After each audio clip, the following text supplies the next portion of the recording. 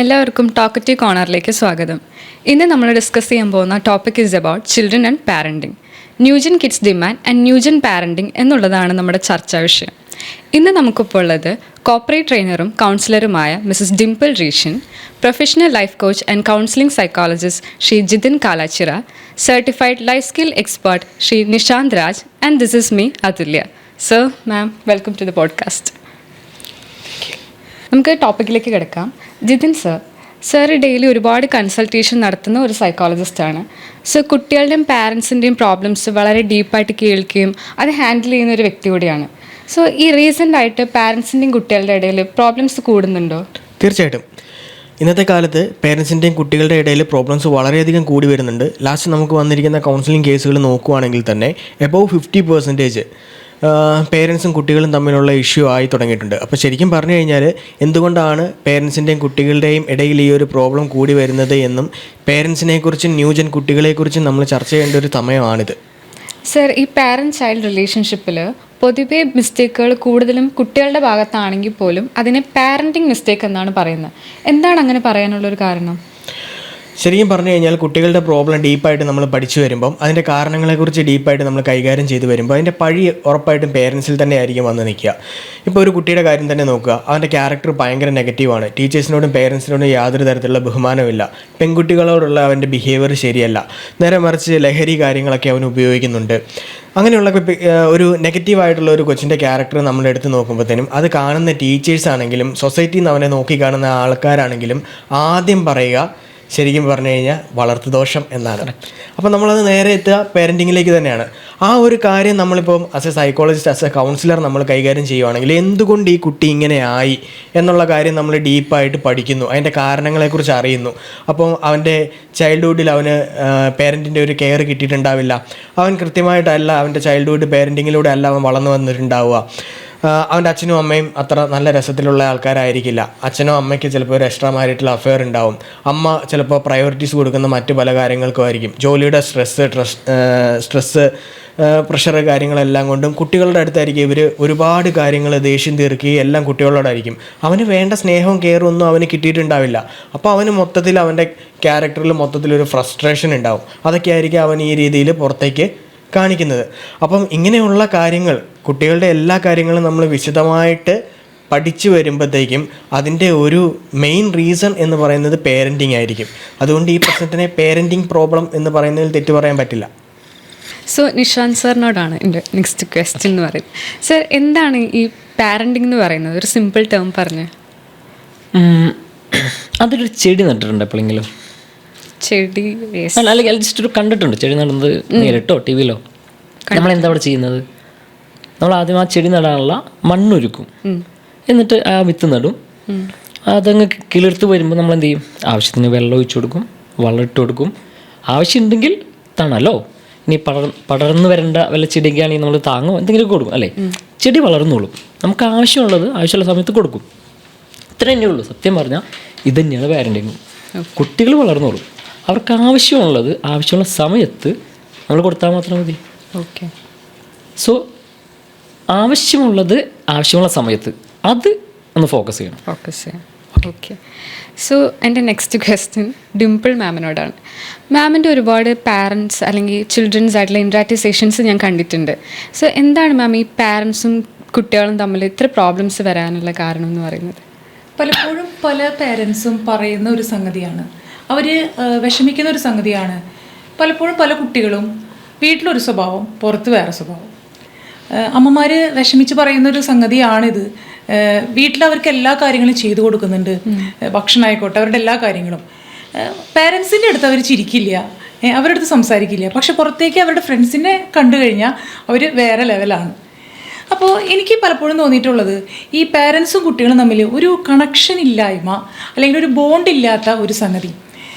പലപ്പോഴും പല പേരൻസും കുട്ടികളെ വളർത്തുന്നത് അല്ലെങ്കിൽ അവരെ കൺസിഡർ ചെയ്യുന്നത് അവരുടെ നീഡിനനുസരിച്ച് വളരണം എന്നുള്ളതാണ്.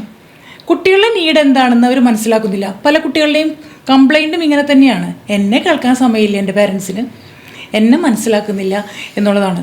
ഒരു കൗൺസിലിങ്ങിൽ ഒരു കുട്ടി പറഞ്ഞൊരു കാര്യമാണ്, ആ കുട്ടി ഹ്യൂമാനിറ്റീസ് എടുക്കാനാണ് ആ കുട്ടിക്ക് ഏറ്റവും ഇഷ്ടം. പക്ഷേ ആ ഒരു പേരൻറ്റിന് അമ്മ ആത്മഹത്യാ ഭീഷണി മുഴക്കിയിട്ടാണ് ആ കുട്ടിയെ കൊണ്ട് സയൻസ് എടുപ്പിച്ചതെന്നാണ്. അപ്പോൾ അവിടെ കുട്ടിയുടെ ആ ഒരു വ്യക്തിത്വത്തിൻ്റെ പ്രാധാന്യം, അല്ലെങ്കിൽ അവൻ്റെ ഇഷ്ടത്തിന് അവിടെ എന്താണ് വില, അവനെവിടെ പരിഗണിക്കുന്നു.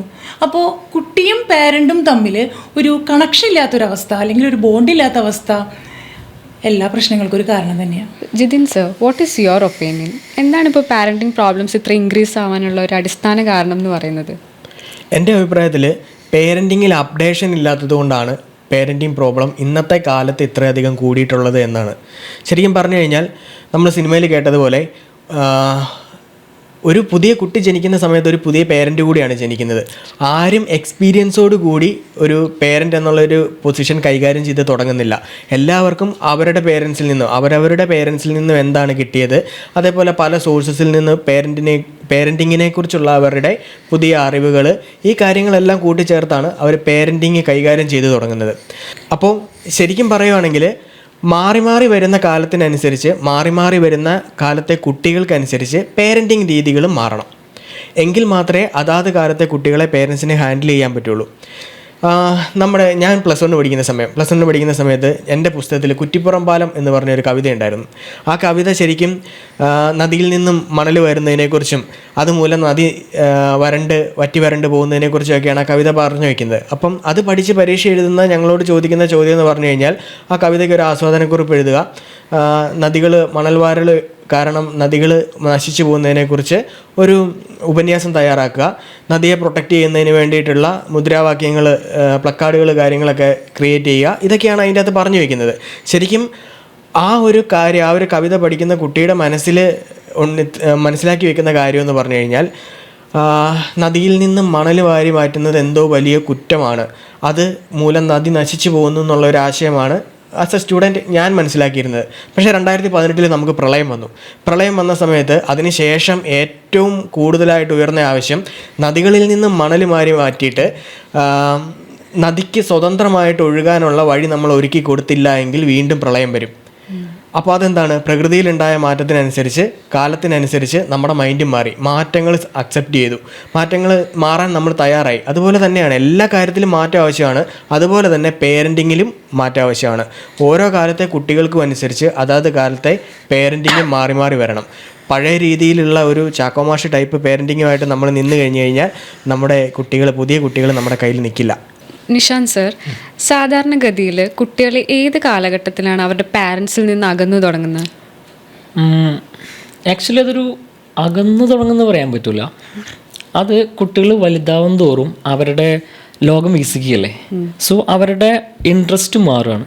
സോ അതിനനുസരിച്ച് അവർ പുതിയ ആൾക്കാരെ കാണുന്നു, അവരുടെ ഇൻട്രസ്റ്റിനുള്ള ആൾക്കാരായിട്ട് കൂടുതൽ ഇടപെടുന്നു, അത്രയേ ഉള്ളൂ.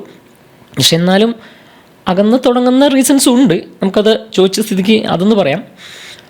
നോർമലി കുട്ടികൾ അകന്നു തുടങ്ങുന്നത് ടീനേജ് മുതലാണ്. പക്ഷേ അതിന് മുമ്പും ഉണ്ട്. അതെപ്പോഴാണെന്ന് വെച്ചാൽ ഈ ജോലിക്കും പൈസയ്ക്കൊക്കെ കൂടുതൽ ഇമ്പോർട്ടൻസ് കൊടുക്കുന്ന ചില പാരൻസ് ഉണ്ടാവും അല്ലേ. എല്ലാം ജോലിയാണ്, അല്ലെങ്കിൽ മാക്സിമം പൈസ ഉണ്ടാക്കണം, നോക്കണം. ഇനി അതുമല്ലാതെ മറ്റൊരു കൂട്ടരെന്ന് പറഞ്ഞാൽ ഈ കുടുംബ ബന്ധങ്ങളിലെ പ്രശ്നങ്ങളുള്ള പാരൻസ് ഉണ്ട്. അത് അപ്പോൾ അവർക്ക് കുട്ടികളെ നോക്കാൻ നേരില്ല. സോ ഈ സമയത്തൊക്കെ കുട്ടികൾ ഭയങ്കര ഫ്രസ്ട്രേറ്റഡ് എന്നല്ല, അവർ നിസ്സഹായരാണ്, അവർക്കൊന്നും ചെയ്യാൻ പറ്റൂല. കാരണം അവർ ആ കുടുംബത്തിൻ്റെ ഉള്ളിൽ തന്നെയാണ്, അവരെ സ്നേഹിക്കാൻ ആളില്ല, അവരെ കേൾക്കാൻ ആളില്ല. സോ ആ സമയത്ത് അവരങ്ങനെ ഇരിക്കുന്നേ ഉള്ളൂ. പക്ഷേ അവർക്കൊരു ചാൻസ് കിട്ടുന്നത് സ്കൂളിൽ പോയി തുടങ്ങുമ്പോഴാണ്. അവിടെ അവരുടെ പുതിയ കുട്ടികളെ കിട്ടുന്നു, പുതിയ കൂട്ടുകാരെ കിട്ടുന്നു, അവരെ മനസ്സിലാക്കുന്ന, അവരെ സ്നേഹിക്കുന്ന ഒരു കൂട്ടുകാരെയും അതല്ലെങ്കിൽ അധ്യാപകരെ കിട്ടുമ്പോൾ നോർമലി അവരുടെ ഒരു ചായ്വ് അങ്ങോട്ടായിരിക്കും. അതാണ് ഒരു അകന്ന് തുടങ്ങേണ്ട ഒരു കാരണം. പിന്നെ പറയുന്നത് നോർമലി വരികയാണെങ്കിൽ ടീനേജ് പറയുകയാണെങ്കിൽ സത്യം പറഞ്ഞാൽ നമുക്ക് അതൊരു പ്രത്യേക കാലഘട്ടമാണ്. ഒരു കുട്ടികളുടെ ഒരു സ്റ്റേജിൽ ഒരു ഇമ്പോർട്ടൻ്റ് ആയിട്ടുള്ള കാലഘട്ടമാണ്. അതിൻ്റെ പ്രത്യേകത നമ്മളൊന്ന് അറിയണം, പ്രത്യേകിച്ചും പാരൻസ്. കാരണം അവരുടെ ശാരീരികമായിട്ടും മാനസികമായിട്ടും ഒരുപാട് ചേഞ്ചസ് വരുന്ന സമയമാണ്. കാരണം സ്വന്തം ഒരു ഇൻഡിവിജ്വേഷൻ സ്റ്റാർട്ട് ചെയ്യുന്ന സമയമാണ്. എന്ന് വെച്ചാൽ അതുവരെ അച്ഛൻ്റെ അമ്മയുടെ മകൾ എന്ന് ചിന്തിച്ചിരുന്ന ഒരു കുട്ടി താനൊരു വേറൊരു വ്യക്തിയാണ്, സ്വന്തം വ്യക്തിത്വമുണ്ട് എന്ന് ചിന്തിക്കാൻ തുടങ്ങുന്ന സമയമാണ്. അപ്പോൾ സ്വന്തം അഭിപ്രായം പറയാൻ തുടങ്ങും, സ്വന്തം ശരീരത്തെക്കുറിച്ചുള്ള ആങ്സൈറ്റി കൂടുതലായിരിക്കും. അതുമല്ല എല്ലാത്തിനെയും കുറിച്ച് പെട്ടെന്ന് ഇമോഷൻസ് കൂടും, റിയാക്ഷൻ കൂടും, പ്രതികരിക്കാൻ തുടങ്ങുമ്പോൾ ഇതൊക്കെ കാണുമ്പോൾ പേരൻസ് ഇതൊക്കെ വളരെ പെട്ടെന്നായിരിക്കും ആ ഒരു സ്റ്റേജിൽ വരുന്നത്. ഇതൊക്കെ കാണുന്ന പേരൻസ് എന്താ വിചാരിക്കുന്നത്, ഇത്ര നാളും എൻ്റെ മകൻ, ഞാൻ പറഞ്ഞു കേട്ടുകൊണ്ടിരുന്ന എൻ്റെ മകൻ അല്ല എൻ്റെ മകൾ എന്ത് ചെയ്യുന്നു, എന്നോട് പ്രതികരിക്കാൻ തുടങ്ങുന്നു, തർക്കുത്തരം പറയാൻ തുടങ്ങുന്നു, പെട്ടെന്ന് റിയാക്ട് ചെയ്യാൻ തുടങ്ങുന്നു. ഇതൊന്നും പേരൻസിന് സഹിക്കൂല. കാരണം അവർ പണ്ടത്തെ കാലത്ത് കുഴപ്പമില്ല, ഒരു 8-10 പിള്ളേരുണ്ടായിരുന്നു.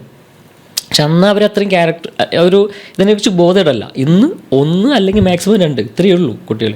സോ അതുകൊണ്ട് തന്നെ എക്സ്പെക്റ്റേഷൻ കൂടുതലാണ് പാരൻസിന്. അപ്പോൾ ഇവർ നോർമലി പാരൻസ് പറയുന്ന ഒരു ക്ലീഷ ഡയലോഗ് ഉണ്ട്, എന്താണെന്നറിയോ,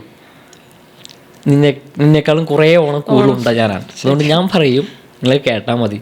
പിന്നെ കുറേ ഉപദേശങ്ങളും. ഈ ടീനേജിൽ ഏറ്റവും കൂടുതലും അവർ വെറുക്കുന്ന ഒരു കാര്യം ഉപദേശമാണ്. ശരി. സോ ഇവരെ തന്നെയായിട്ട് കാണുന്ന, ഇവരെ ഉപദേശിക്കാതെ ഇവരായിട്ട് തന്നെ കാണുന്ന ഒരു കൂട്ടരാണ് ഈ സമയത്തുള്ളൂ, ഫ്രണ്ട്സാണ്. അതുകൊണ്ടാണ് ടീനേജേഴ്സിന് ഏറ്റവും കൂടുതൽ ഫ്രണ്ട്ഷിപ്പ് വിലമതിക്കുന്നവർ. സോ അവരായിട്ട് കണ്ടാൽ മതി പാരൻസ്. സോ അപ്പോൾ ഈ ഒരു അകൽച്ച ഉണ്ടാവില്ല. ഒരു എന്തും തുറന്ന് പറയാനുള്ള സാഹചര്യം ഒരു ഫ്രണ്ടായിട്ട് നിന്നാൽ തന്നെ ഈ സമയത്ത് ഒരു അകൽച്ച, ഒരു സ്പേസ് പ്രൊവൈഡ് ചെയ്യാം. തീർച്ചയായിട്ടും. ഓക്കെ. സോ അതിനെക്കുറിച്ച് പറയുമ്പോൾ ഡിംപിൾ മാം, ഇപ്പോൾ പാരൻറ്റിങ്ങിനെ കുറിച്ച് നമ്മൾ സംസാരിക്കുമ്പം പല പാരൻസും ഡിഫറെൻ്റ് ആണ്. ലൈക്ക് നമ്മൾ പല തിയറീസ് യൂസ് ചെയ്യുന്നുണ്ട്. എന്താണ് മാമിന് ഇതിനെക്കുറിച്ച് പറയാനുള്ളത്? പാരൻറ്റിങ്ങിൽ ഒരുപാട് തിയറികളുണ്ട്. അതുപോലെ തന്നെ പാരൻറ്റിങ് സ്റ്റൈലുകൾ, നേരത്തെ ജിതിന് പറഞ്ഞ പോലെ ഒരുപാട് പാരൻറ്റിങ് സ്റ്റൈലുകളുണ്ട്. ഒരു ചാക്കോമാഷ് സ്റ്റൈലുള്ള പാരൻറ്റിങ് ആയിട്ടുള്ള ഒരു authoritarian parenting, permissive parenting, neglecting, authoritative, ഇങ്ങനെ ഒരുപാട് ടൈപ്പ് പാരൻറ്റിങ് സ്റ്റൈലുകളുണ്ട്. നമ്മളെല്ലാവരും മക്കളുണ്ടായതിന് ശേഷമാണ് പാരൻറ്റിങ് സ്റ്റാർട്ട് ചെയ്യണേ.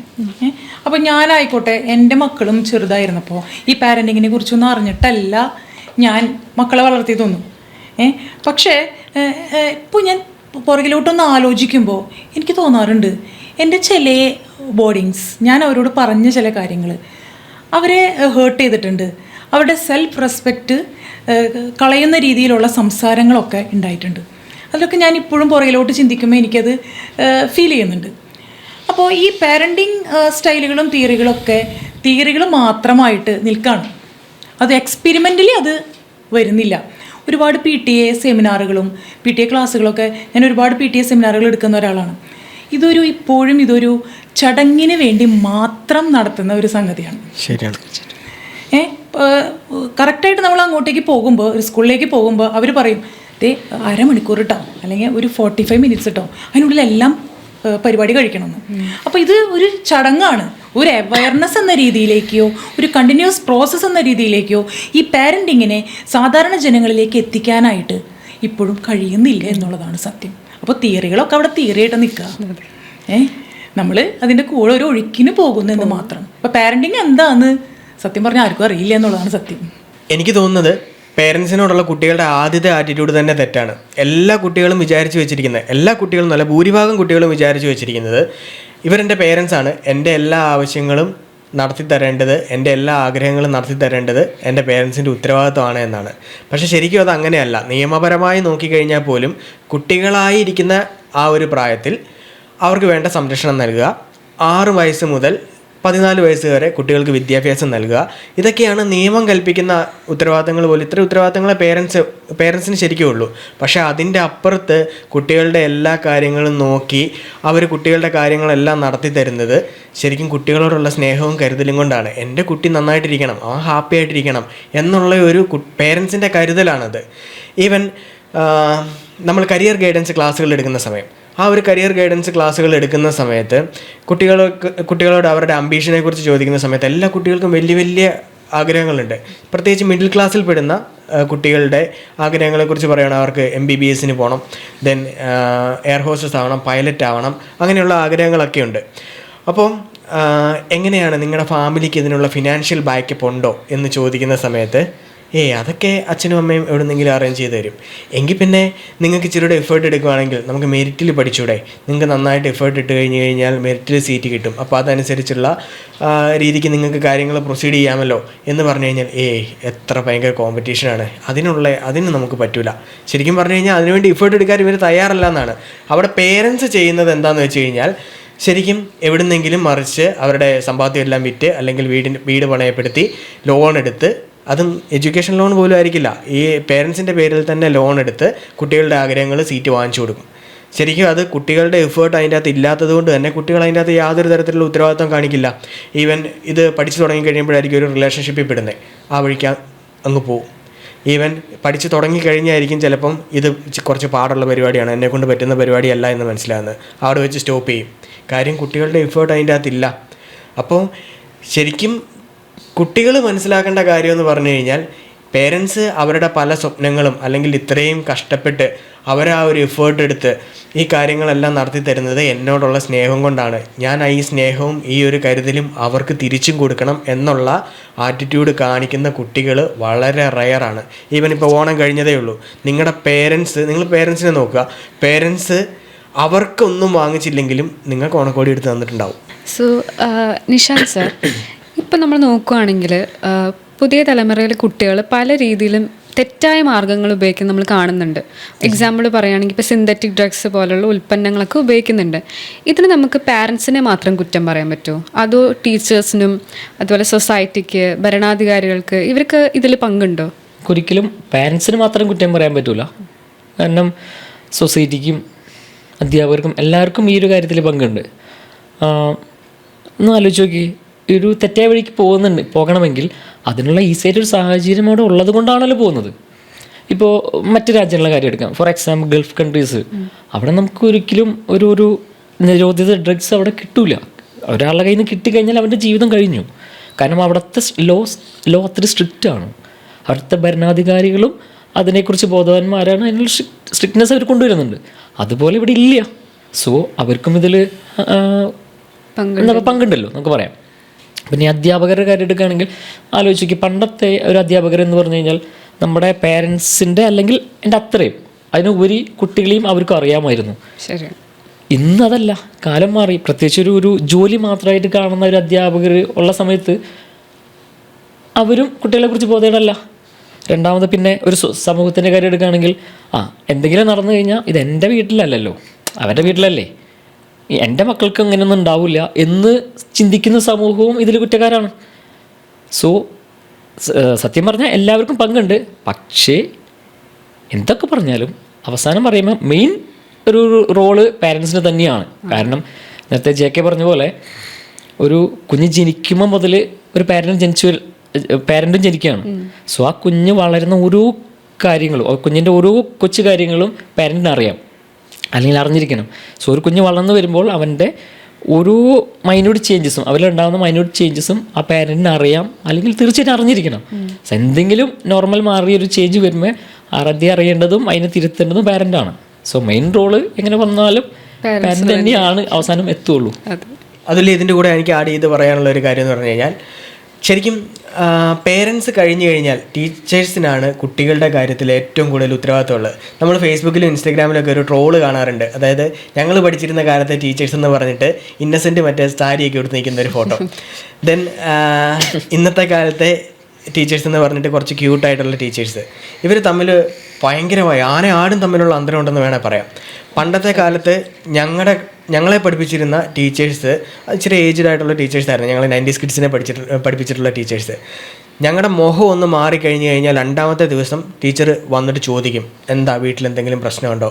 ബാക്കിയുള്ള ടീച്ചേഴ്സിനോട് അവർ പറയും, അവനൊന്ന് ശ്രദ്ധിച്ചോണം, അവൻ എന്തോ ഒരു പ്രശ്നമുണ്ട്, അവൻ അത്ര ഹാപ്പിയല്ല, അവൻ ക്ലാസ്സിൽ ഇങ്ങനെയല്ല. ബട്ട് ഈ പറയുന്ന പുതിയ ടീച്ചേഴ്സ് അവർക്ക് താരതമ്യേന എക്സ്പീരിയൻസ് കുറവാണ്. അവർക്ക് ഈ ഒരു എക്സ്പീരിയൻസ് കുട്ടികളുടെ കാര്യത്തിൽ ഉണ്ടാവണമെന്നില്ല. അവർ കുട്ടികളുടെ കൂടെ ഇച്ചിരൂടെ ഫ്രണ്ട്ലി ആയിട്ട് ഇടപെടുന്നുണ്ടാവാം. ബട്ട് ഈ ആദ്യം പറഞ്ഞ കാര്യമാണ് ടീച്ചർമാരുടെ എക്സ്പീരിയൻസ്, അത് കൊടുക്കാൻ ഈ പുതിയ ടീച്ചേഴ്സിന് സാധിക്കില്ല.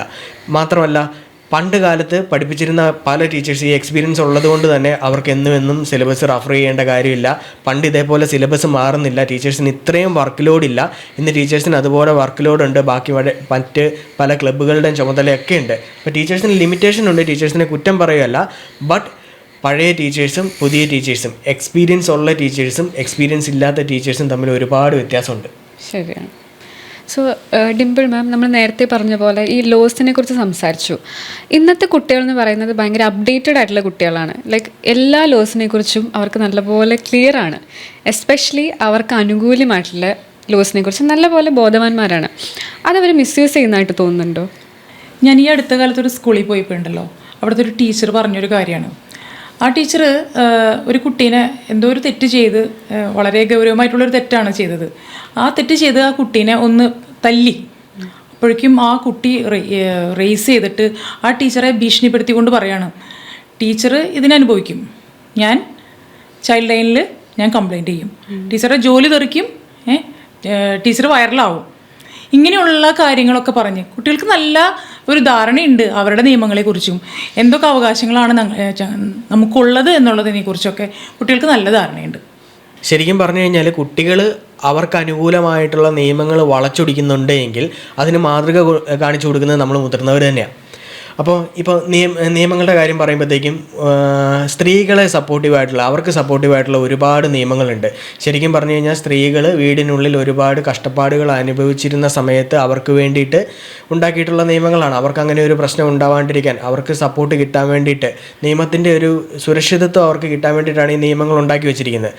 പക്ഷേ ഇന്ന് എത്ര ആൾക്കാർ ആക്ടിവിസ്റ്റ് എന്നൊക്കെ പറഞ്ഞിട്ട് നടക്കുന്ന ആൾക്കാരുടെ കാര്യങ്ങൾ തന്നെ നോക്കുക. നമ്മൾ സോഷ്യൽ മീഡിയയിൽ എത്ര വീഡിയോസ് കാണുന്നുണ്ട്. സ്ത്രീകൾക്ക് അനുകൂലമായിട്ടുള്ള നിയമങ്ങൾ മുതിർന്ന സ്ത്രീകൾ ഒരുപാട് ആൾക്കാർ അത് വളച്ചൊടിക്കുന്നുണ്ട്. ഇത് കണ്ടിട്ടല്ലേ കുട്ടികൾ വളരുന്നത്. അപ്പോൾ കുട്ടികൾക്ക് അനുകൂലമായ നിയമങ്ങൾ അവർക്ക് ഫേവറബിൾ ആയിട്ടുള്ള രീതിയിൽ യൂസ് ചെയ്യുന്നതിന് എന്തെങ്കിലും പറയാൻ പറ്റുമോ? സോ കുട്ടികൾ ഈ നിയമങ്ങൾ മിസ്യൂസ് ചെയ്യുന്നുണ്ടെങ്കിൽ പോലും ഇത് ഹാൻഡിൽ ചെയ്യുന്നത് ഉത്തരവാദിത്തപ്പെട്ട മുതിർന്നവരാണ്. സർ, അവർക്കറിയുന്ന കാര്യമല്ലേ, ഇപ്പോൾ പാരൻസിനാണെങ്കിലും ടീച്ചേഴ്സിനാണെങ്കിലും കുട്ടികളെ പണിഷ് ചെയ്യുന്നത് അവരുടെ നല്ലതിന് വേണ്ടിയിട്ടാണെന്നുള്ളത്. അപ്പം നിയമപരമായ പാരൻസിനെ സപ്പോർട്ട് ചെയ്തുകൂടെ? അതോ പാരൻസിന് കുട്ടികളുടെ മേലിൽ യാതൊരുവിധ അധികാരമോ അവകാശം ഇല്ലെന്നാണോ? നിയമപരമായി ഈ വിഷയങ്ങൾ ഹാൻഡിൽ ചെയ്യുക എന്ന് പറയുന്നതാണ് ഇതിൻ്റെ അകത്ത് ഏറ്റവും തൊല്ല പിടിച്ച കാര്യം. ഉത്തരവാദിത്തപ്പെട്ടവരാണ് ഇതിൻ്റെ അകത്ത് പെട്ടുപോകുന്ന ആൾക്കാർ. കാര്യം കുട്ടികൾക്ക് അവരവരുടേതായ റൈറ്റ്സും കാര്യങ്ങളും എല്ലാം ഉണ്ട്. സോ അവർക്ക് ആ നിയമങ്ങൾക്കുള്ളിൽ നിന്ന് കാര്യങ്ങൾ ഹാൻഡിൽ ചെയ്യാൻ പറ്റുള്ളൂ. ഈവൻ ഇപ്പം ടീച്ചേഴ്സ് ഒരു കുട്ടിയെ തല്ലി, കുട്ടി പോയി ചൈൽഡ് ലൈനിൽ പരാതി കൊടുത്തു. അപ്പോൾ അവർക്ക് ഇത് കൃത്യമായിട്ട് മനസ്സിലാവുന്ന കാര്യമാണ്. ഇപ്പോൾ പോലീസ് സ്റ്റേഷനിലാണ് പരാതി എത്തിയത്, ചൈൽഡ് ലൈനിലാണ് പരാതി എത്തിയതെങ്കിലും അവർക്ക് ക്ലിയറായിട്ട് അറിയാം ഈ കുട്ടി തെറ്റ് ചെയ്തു, അതുകൊണ്ടാണ് ടീച്ചേഴ്സ് പണിഷ് ചെയ്തിട്ടുള്ളത്. ഈവൻ പേരൻസ് ആണെങ്കിലും ഫോൺ കാര്യങ്ങൾ വാങ്ങിച്ചു വെക്കുമ്പോൾ ഇപ്പോൾ ചൈൽഡ് ലൈനിൽ എന്നെ വീട്ടിൽ പൂട്ടിയിട്ട് ദ്രോഹിക്കുന്നു എന്നും പറഞ്ഞ് പരാതി ചെയ്തിരുന്ന കാലമാണ്. അപ്പം ഇത് ഓവർ ഫോൺ യൂസേജ് കാരണമാണ്, അഡിക്ഷൻ ഉണ്ടാവാതിരിക്കാനാണ് പേരൻസ് വാങ്ങിച്ചു വെച്ചത് എന്നൊക്കെ പറഞ്ഞ് ചൈൽഡ് ലൈനിലുള്ള ആൾക്കാർക്ക് കൗൺസിലിംഗ് കൊടുക്കാം. കുട്ടി എന്നിട്ടും അതിനകത്തുനിന്ന് ഈ കംപ്ലൈൻറ്റിൽ നിന്നും പിൻവലിയാൻ തയ്യാറല്ല, കുട്ടി അവരുടെ സ്റ്റേറ്റ്മെൻറ്റിൽ തന്നെ ഉറച്ചു നിൽക്കുകയാണ് എങ്കിൽ തീർച്ചയായിട്ടും ഉത്തരവാദിത്തപ്പെട്ടവർക്ക് നടപടികൾ എടുത്തേ പറ്റൂ. ഇല്ല എങ്കിൽ അവരുടെ ജോലിയെ അത് നെഗറ്റീവായിട്ട് ബാധിക്കും. ഇപ്പോൾ പോലീസുകാരുടെ കാര്യം തന്നെ നോക്കുക. ഒരു വളരെ വലിയ ഗുരുതരമായ തെറ്റ് പ്രായപൂർത്തിയാകാത്ത ഒരു കുട്ടിയിൽ നിന്നും പറ്റിക്കഴിഞ്ഞു കഴിഞ്ഞാൽ പോലും ആ കുട്ടിയെ ചോദ്യം ചെയ്യുന്നതിന് പോലും അവർക്ക് ലിമിറ്റേഷൻസ് ഉണ്ട്.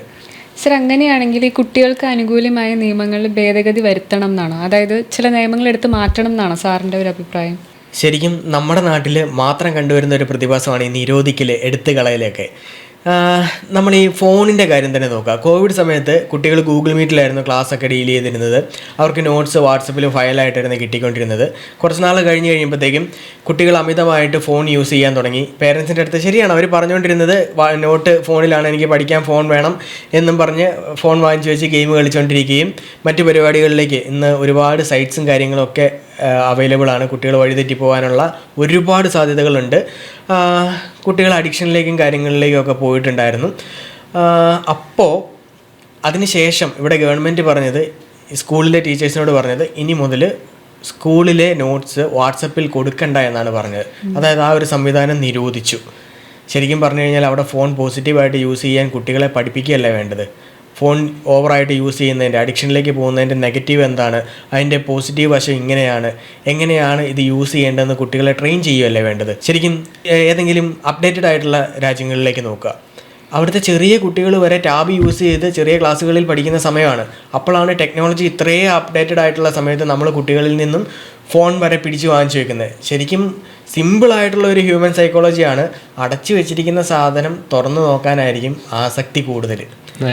അപ്പം ശരിക്കും കുട്ടികളെ അത് പോസിറ്റീവായിട്ട് യൂസ് ചെയ്യാൻ പഠിപ്പിക്കുക എന്നുള്ളതാണ് അതിൻ്റെ അകത്തെ പ്രതിവിധി, അല്ലാതെ നിരോധിക്കലല്ല. നിരോധിക്കൽ ഇവിടെ പോസിബിളും അല്ല. അതിൻ്റെ അകത്തൊരു കാര്യം എന്ന് വെച്ച് കഴിഞ്ഞാൽ കുട്ടികൾക്ക് അനുകൂലമായിട്ടുള്ള നിയമങ്ങൾ എടുത്തു കഴിഞ്ഞു കഴിഞ്ഞാൽ ഇതേ നാട്ടിൽ തന്നെയാണ് അധ്യാപകരുടെ ഭാഗത്തു നിന്നും കുട്ടികൾക്ക് ലൈംഗികമായ അതിക്രമങ്ങൾ ഉണ്ടായിട്ടുള്ളത്. ഇതേ നാട്ടിൽ തന്നെയാണ് അമ്മയും അമ്മയുടെ കാമുകനും ചേർന്ന് മകളെ പീഡിപ്പിച്ചിട്ടുള്ളത്. അപ്പം കുട്ടികൾക്ക് അനുകൂലമായിട്ടുള്ള നിയമങ്ങൾ നമുക്ക് എങ്ങനെ എടുത്തു മാറ്റാൻ പറ്റും? കുട്ടികൾ അവരുടെ നിയമങ്ങളെക്കുറിച്ച് കൃത്യമായിട്ടും അവെയർ ആയിരിക്കണം. അത് അവർ യൂസ് ചെയ്യേണ്ടത് എങ്ങനെയാണെന്ന് അവരെ പഠിപ്പിക്കുകയാണ് വേണ്ടത്. പഠനകരമായ കാര്യങ്ങളെക്കുറിച്ച് സംസാരിക്കുമ്പം നമ്മൾ ഓൾറെഡി ഡിസ്കസ് ചെയ്ത് കഴിഞ്ഞു, ഇന്നത്തെ കാലത്ത് കുട്ടികൾ ഭയങ്കര അപ്ഡേറ്റഡ് ആയിട്ടുള്ള കുട്ടികളാണ്. സോ അവരെ പഴയ തലമുറയെ വെച്ച് കമ്പയർ ചെയ്യുമ്പം ഈ പഠനത്തിൽ തന്നെ അവർ ഒരുപാട് മുൻപന്തിയിലാണ്. അത് അവരൊരു പ്ലസ് പോയിന്റ് ആയിട്ട് നമുക്ക് പറയാൻ പറ്റില്ലേ? തീർച്ചയായിട്ടും. നമ്മൾ അതിൽ ഇപ്പം നമുക്ക് കാര്യം ആലോചിച്ച് നോക്കി, ഇന്നത്തെ ആൾക്കാരെല്ലാവരും അല്ലെങ്കിൽ ഭൂരിഭാഗം പേരും ഇന്നത്തെ കുട്ടികളുടെ നെഗറ്റീവിനെ കുറിച്ചാണ് കൂടുതലും സംസാരിച്ചുകൊണ്ടിരിക്കുന്നത്. നെഗറ്റീവ് ഇല്ല എന്നല്ല കേട്ടോ ഞാനും പറയുന്നത്, ഉണ്ട്. പക്ഷേ അവർക്ക് ബൈ ദ അതർ ഹാൻഡ് അവർക്ക് എന്താ പോസിറ്റീവ്സും ഉണ്ട്. ഒന്ന് ആലോചിച്ച് നോക്കി, ഇന്നത്തെ ഒരു കാലഘട്ടത്തിൽ ടെക്നിക്കൽ സ്കിൽസ് ഏറ്റവും കൂടുതൽ അവർക്കുണ്ട്. നമുക്ക് വേണ്ട ആ സ്കിൽസ് അവർക്ക് കൂടുതലുണ്ട്. ഇപ്പം നമ്മളെല്ലാവരും പറയാറുണ്ടല്ലോ, എന്താ പറയുക, മൊബൈൽ അഡിക്റ്റഡ് ആണെന്ന് നമ്മൾ തന്നെ പലവട്ടം നമ്മൾ ഈ ചർച്ചയിൽ പറഞ്ഞു. സോ ആ അഡിക്റ്റഡ് ആണ് എന്ന് പറയുമ്പോഴും അതിനെ നല്ല നേരത്തെ ചേക്കി പറഞ്ഞ പോലെ അതിന് നല്ല രീതിയിൽ യൂസ് ചെയ്തിട്ട് അതുവഴി വരുമാനം ഉണ്ടാകുന്ന കുട്ടികളുണ്ട്, ആ ഫാമിലിനെ സപ്പോർട്ട് ചെയ്യുന്ന കുട്ടികളുണ്ട്. സോ അങ്ങനെയുണ്ട്. ഇപ്പം അതിനെ നല്ല രീതിയിൽ യൂസ് ചെയ്യുന്ന കുട്ടികൾ, അതിനെ പോസിറ്റീവായിട്ട് യൂസ് ചെയ്യുന്ന കുട്ടികളും ഉണ്ട്. അത് പോസിറ്റീവ് സൈഡാണ്. പക്ഷേ എനിക്ക് മറ്റൊരു കാര്യം വളരെ നല്ലൊരു പോസിറ്റീവായിട്ട് തോന്നിയിട്ടുള്ള കാര്യം, ഇന്നത്തെ ഈ ഒരു ജനറേഷൻ, നമ്മൾ പറയുന്ന പുതിയ ജനറേഷൻ അല്ലെങ്കിൽ അഡിക്റ്റഡ് ആയെന്ന് പറഞ്ഞ പുതിയ ജനറേഷനെ ഈ രാഷ്ട്രീയത്തിനും മതത്തിനും അവരെ മേലെ അധികം ഇൻഫ്ലുവൻസ് ചെയ്യാൻ പറ്റുന്നില്ല എന്നുള്ളതാണ്. കാരണം അതിൻ്റെ പേരിൽ തമ്മിലടിക്കാനോ അതിൻ്റെ പേരിൽ ചർച്ച ചെയ്യാനോ അവർ തയ്യാറല്ല ഒരിക്കലും. സോ അതൊരു നല്ലൊരു പോസിറ്റീവായിട്ടാണ് എനിക്ക് തോന്നിയിട്ടുള്ളത്.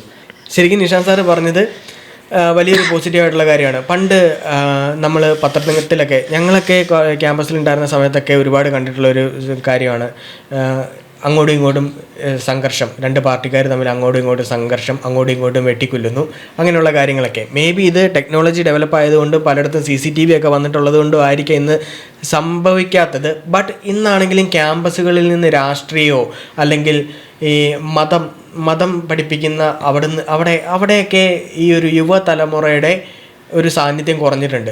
അത് ഒരു തരത്തിൽ അത് പോസിറ്റീവാണ്, മറ്റൊരു തരത്തിൽ അത് നെഗറ്റീവ് ആണെന്ന് പറയാം. കാര്യം ഒരു ലീഡർഷിപ്പും കാര്യങ്ങളും ഒക്കെ എങ്ങനെയാണ്, ഇപ്പോൾ രാഷ്ട്രീയത്തെക്കുറിച്ച് പറഞ്ഞതുകൊണ്ട് ഞാൻ പറയുകയാണ്, ഞാൻ 10 പേരുടെ ഫ്രണ്ടിൽ സംസാരിക്കാൻ വേണ്ടിയിട്ട് പഠിച്ചത് കോളേജ് പൊളിറ്റിക്സിലൂടെയാണ്. ഞാൻ പഠിച്ചിരുന്ന കോളേജിൽ, ഞാൻ ഇന്നും ആ കോളേജിൽ ക്ലാസ് എടുക്കാൻ ചെല്ലുന്ന സമയത്ത് ഞാൻ പറയുന്നതാണ്, കട്ടപ്പന ഗവൺമെൻറ് കോളേജിലാണ് ഞാൻ പഠിച്ചത്. ഞാൻ കയറി ക്യാമ്പയിൻ ചെയ്യാത്ത, ഞാൻ കയറി പ്രസംഗിക്കാത്ത ഒരു ലെക്ചർ സ്റ്റാൻഡ് പോലും ഞാൻ പഠിക്കുന്ന സമയത്ത് എൻ്റെ കോളേജിലുണ്ടായിരുന്നില്ല. 10 പേരുടെ ഫ്രണ്ടിൽ നിന്ന് സംസാരിക്കാൻ വേണ്ടിയിട്ട് എനിക്ക് ധൈര്യം തന്നത് കോളേജ് പൊളിറ്റിക്സാണ്. അതിപ്പോൾ ഇതിൻ്റെ അതൊരു നെഗറ്റീവായിട്ട് പറഞ്ഞതുകൊണ്ട് ഞാൻ പറയുകയാണ്. പക്ഷേ ഇവിടെ ഞാൻ ആദ്യം പറഞ്ഞ പോയിന്റിലേക്കാണ്, ഇതിൻ്റെയൊക്കെ പോസിറ്റീവ് എന്തൊക്കെയാണ്. ബട്ട് ഞാനിപ്പം പ്രൊഫഷനിലേക്ക് വന്നതിന് ശേഷം രാഷ്ട്രീയമില്ല, അത് അവിടെ കൊണ്ട് നിർത്താനുള്ള, അല്ലെങ്കിൽ നമ്മളെ പല ആൾക്കാരും പലയിടത്തേക്കും സ്വാധീനിക്കാൻ വേണ്ടിയിട്ടുണ്ടായിരിക്കും. ആ സ്വാധീനത്തിൽ പെടാതിരിക്കാനുള്ള ഒരു ക്യാരക്ടർ നമ്മൾ ഡെവലപ്പ് ചെയ്യാൻ വേണ്ടിയിട്ട് നമ്മുടെ ചുറ്റുമുള്ള സൊസൈറ്റിക്കും നമ്മുടെ പേരൻസിനും പറ്റിക്കഴിഞ്ഞു കഴിഞ്ഞാൽ ആ ഒരു മറ്റുള്ളവരാൽ സ്വാധീനിക്കപ്പെടുന്നു എന്നുള്ള ഒരു പ്രശ്നം മാറിക്കിട്ടും. മാം, നമ്മൾ മുന്നേ പാരൻറ്റിങ്ങിനെ കുറിച്ചാണല്ലോ സംസാരിച്ചുകൊണ്ടിരുന്നത്. സോ ഈ പാരൻറ്റ് ചൈൽഡ് റിലേഷൻഷിപ്പ് പോസിറ്റീവായിട്ട് മുന്നോട്ട് പോകാൻ ഇന്നത്തെ പാരൻസ് എന്തൊക്കെ കാര്യങ്ങളാണ് ശ്രദ്ധിക്കേണ്ടത്? ആദ്യം വേണ്ടത് ഉപദേശം നിർത്താം. ഓക്കെ, ഉപദേശിക്കുകയാണെന്ന് കുട്ടിക്ക് തോന്നിക്കഴിഞ്ഞാൽ കുട്ടി മൈൻഡ് ചെയ്യില്ല. അത് കറക്റ്റാണ്. ഒരു പ്രായം കഴിഞ്ഞ് കഴിഞ്ഞാൽ പിള്ളേരെ നമ്മൾ ഈസി ആയിട്ട് പറ്റിക്കും. പെൺകുട്ടികളൊക്കെ ഒരു 5ാം ക്ലാസ് കഴിഞ്ഞ് കഴിഞ്ഞാൽ നമ്മളെ പറ്റിക്കാൻ തുടങ്ങും.